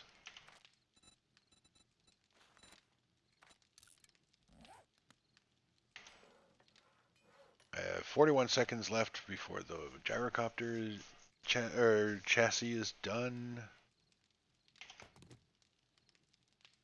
Oh wow, I got a lot of gas from going around doing all that salvaging, eh? Cool.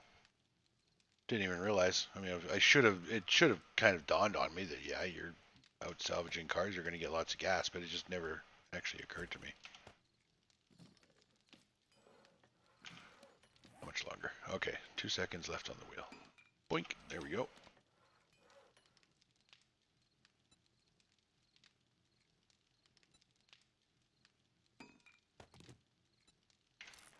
Da da da da da da da da. We got our gyrocopter cooking.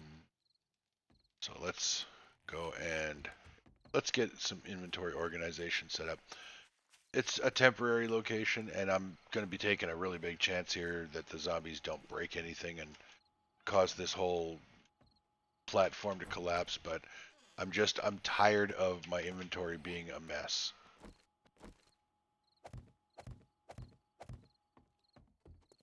I've never gone this long without organizing my inventory before.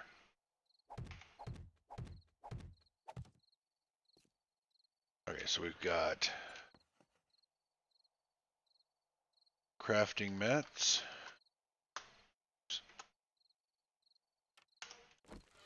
Oops. We'll have food and drink.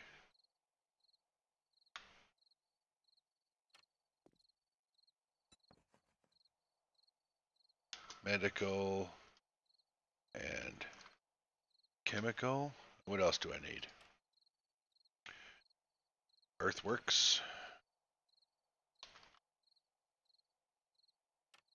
And construction. I think that should be all the boxes that I'll need.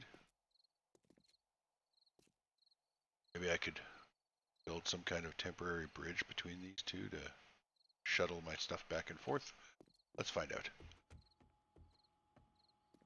Because this is a pain, going back and forth like that.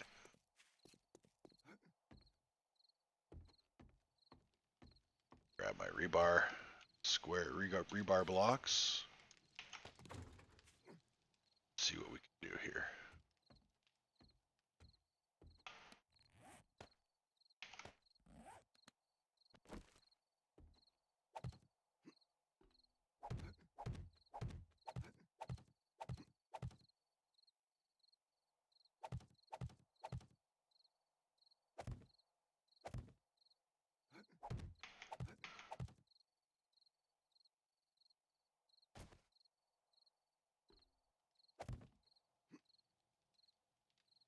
Too far away.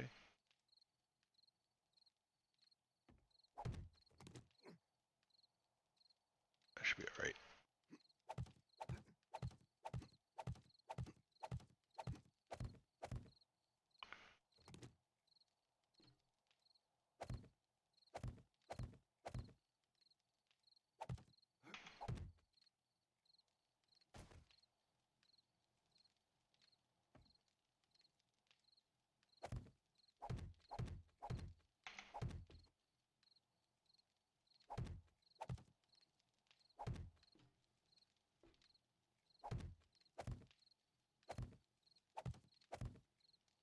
There we go. All right. Now let's organize stuff.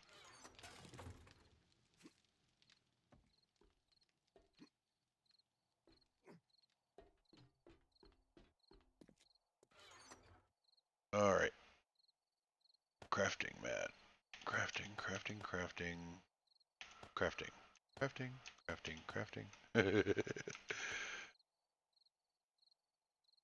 Okay. Food and drink.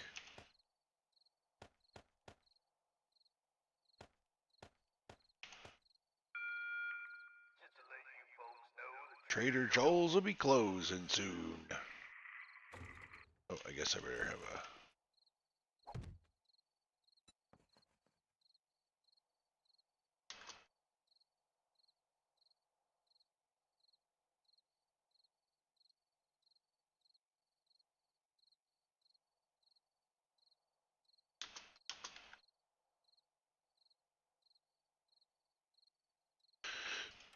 Okay.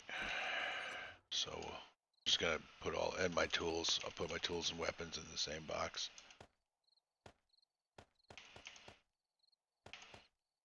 I don't even know why I'm keeping that. I'm probably never gonna use it again.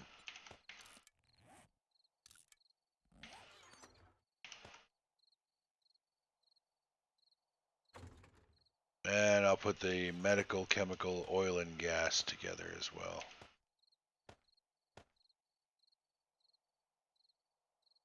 And electrical, because I don't have a lot of that.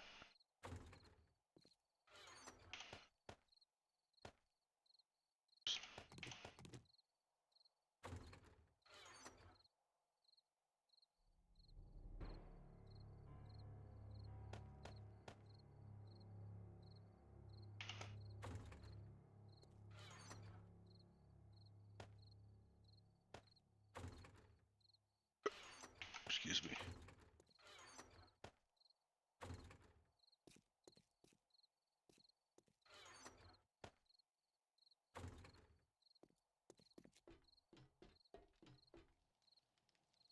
That book is vendor fodder, so I'll get it there eventually.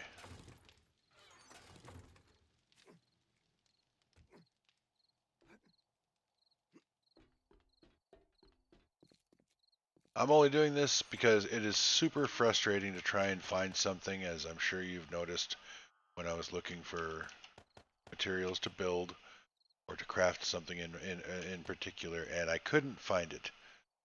And I'm tired of it. Like I said, I'm so accustomed to my inventory being organized that I'm not comfortable with it being all messed up. So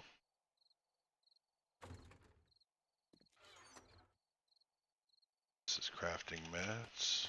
Nope, there.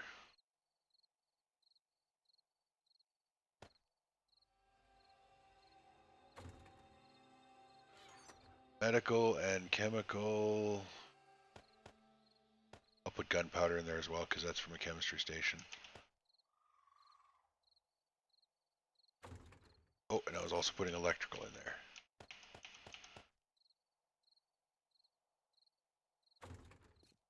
Construction.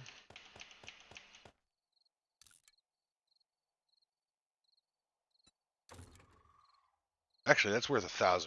I'm going to sell that thing.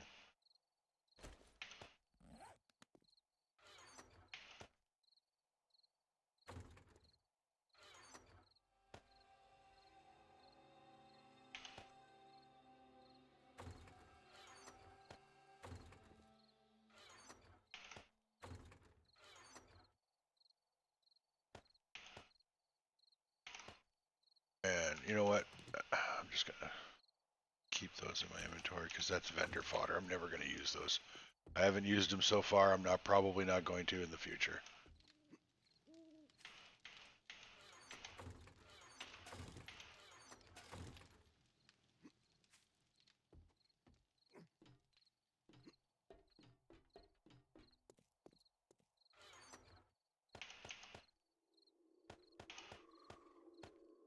Oh, that's medical.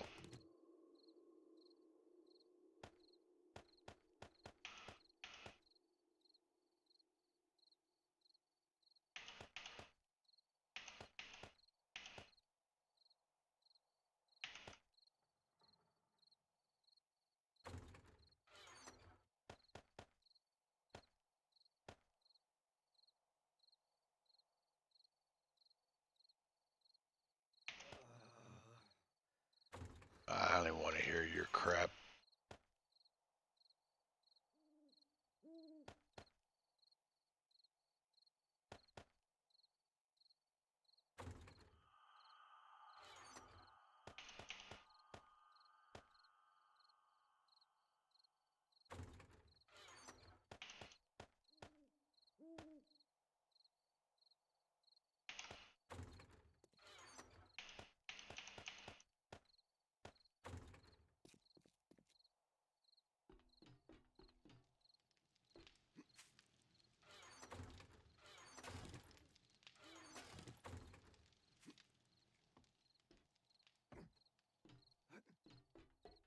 I'm going to have to lay down my land claim to move my cement mixers over here.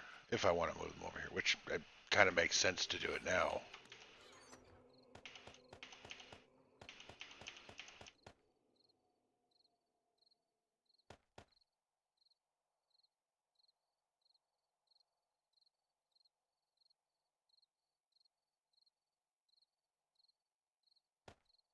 Oh wait, no, that goes under construction.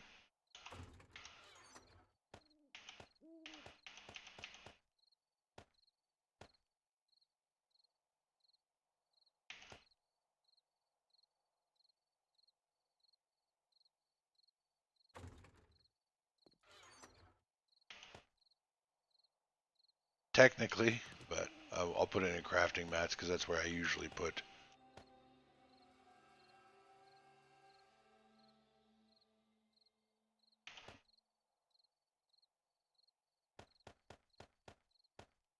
I didn't realize how many batteries I had.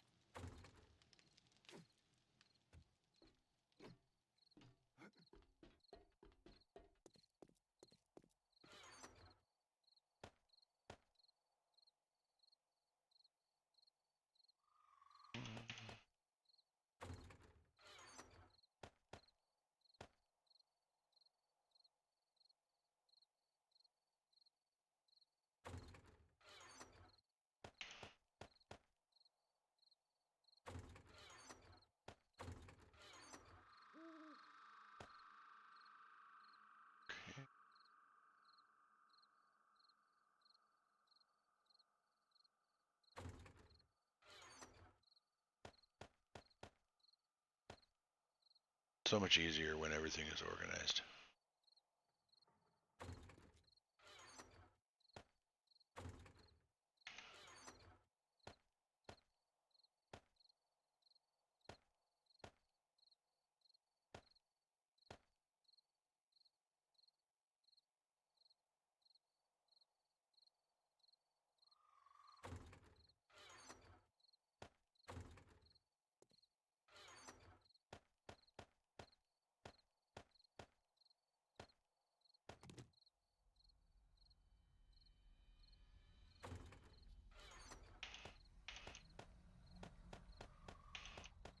Wait, those go in the ammunition box.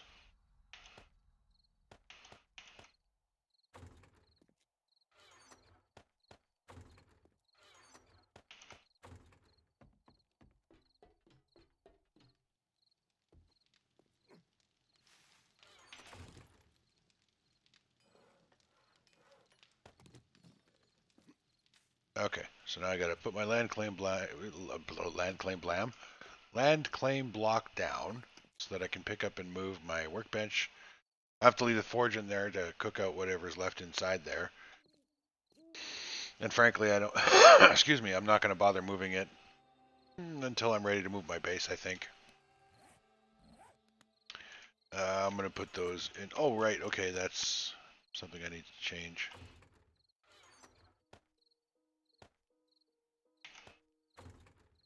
I remember why I was keeping those wrenches. So that I could make workbenches.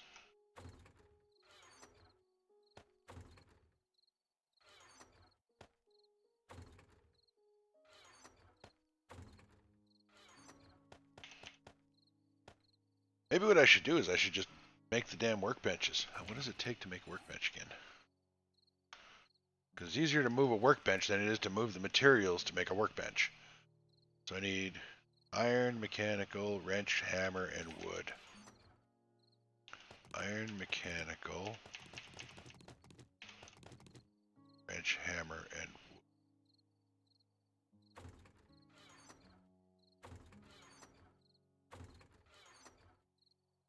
So what did I do with all my lumber? There it is. Oh, and there's another hammer. Oh, I need that one though. Oh wait, no I don't. I got the nail gun. But that's worth almost $1,000. So I'm not going to use that to make a workbench. Because I don't need 4 workbenches for one thing.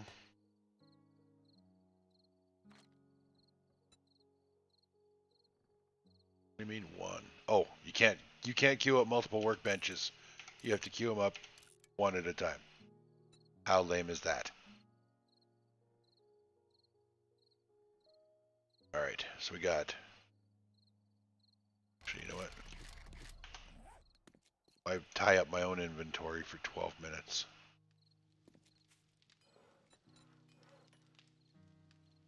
Remember, if you can make it in your backpack, you can craft it in a workbench. Why wouldn't you, right? Okay, so that's good. That's empty. That's empty. That's empty. That's empty. And that's empty. Yay. Okay. So we'll craft up some more forged steel. Not sure what I need it for now because I've got... Oh, wait. I got to make my 4x4. Speaking of which, I do have all the schematics, which is good. Wonder if I should just make one of those too. I probably don't have enough. I won't have anywhere near forged steel. No, 375. But, you know, I could be well on the way to that. I will be, yeah. Psh, I might as well. Really. Okay, so now that I've got my inventory organized,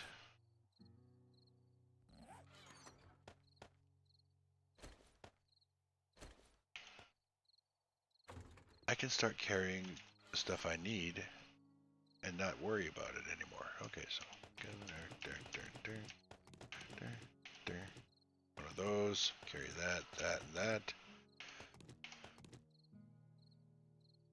There. See, wasn't that easy?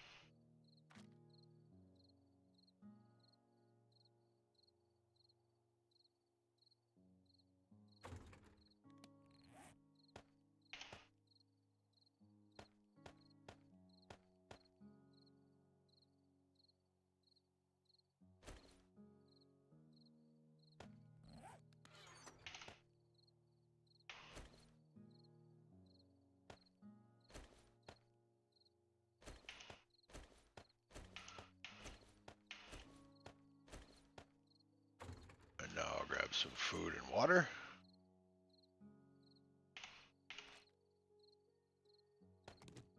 Yeah, it's just so much better, so much easier. Oh, so nice.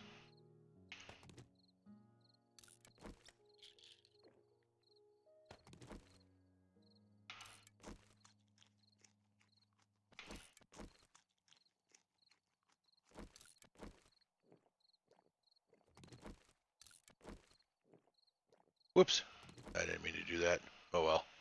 I'm going to be well hydrated. Oh, okay. So now I can look at my inventory and see what I need to do with it. How's my nitrate supply? Not good. Damn. Well, there's no hope of making any more farm plots at the moment.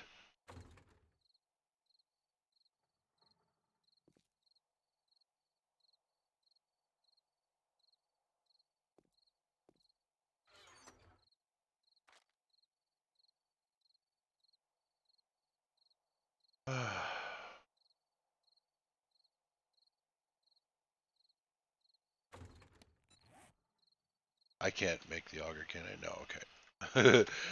Just wanted to make sure I didn't have the schematic, and I'm doing the poor man mining thing with for no reason other than just to say that I've got I'm the struggle, Oh goodness, that would have been funny. All right, well, I have to log out soon anyway, in about 15 minutes to head out to the computer store.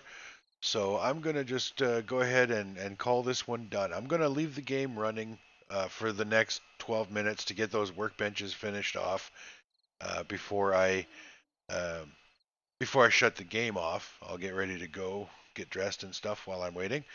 But I'm going to stop the stream so that you guys aren't all bored sitting here watching me stare at a wall. And next episode, we are going to have to really ramp up our stone mining. I will mix in my stone mining with POIs and stuff so that it's not I'm not going to do an entire 4 or 5 hour stream based on strictly mining. That would be super boring even for me. But yeah, there's going to be some mining involved. We need to upgrade or ramp up our concrete production so that I can move the base over to the new location in that green biome right next to the desert beside that or kitty corner from that vendor. And that's going to be a huge project. But we now have the gyrocopter to fly the materials over the hills and trees and whatnot, which will considerably shorten the transition. So I'm looking forward to that. I do sincerely appreciate everybody that's watching this live stream, as well as I do appreciate any viewers that see the replay. Thank you so much for watching. If you did enjoy the video, I would very much appreciate if you considered subscribing to my channel. I'm not trying to grow the channel for monetization. I don't care if I never make money doing this. That's not why I'm making these streams and these videos and growing this channel. I just want to reach a larger viewing audience. I do enjoy playing 7 Days to Die, and I do enjoy sharing what I learn and sharing my gaming experience and just having some kind of contact with the outer world because I really don't get a whole lot of it. So thank you so much for watching again, and I will be back tomorrow morning at 6 a.m. That would be 6 a.m. Mountain Time. I'm not sure what time it is where you live, but 6 a.m. Mountain Time for me. See you guys later.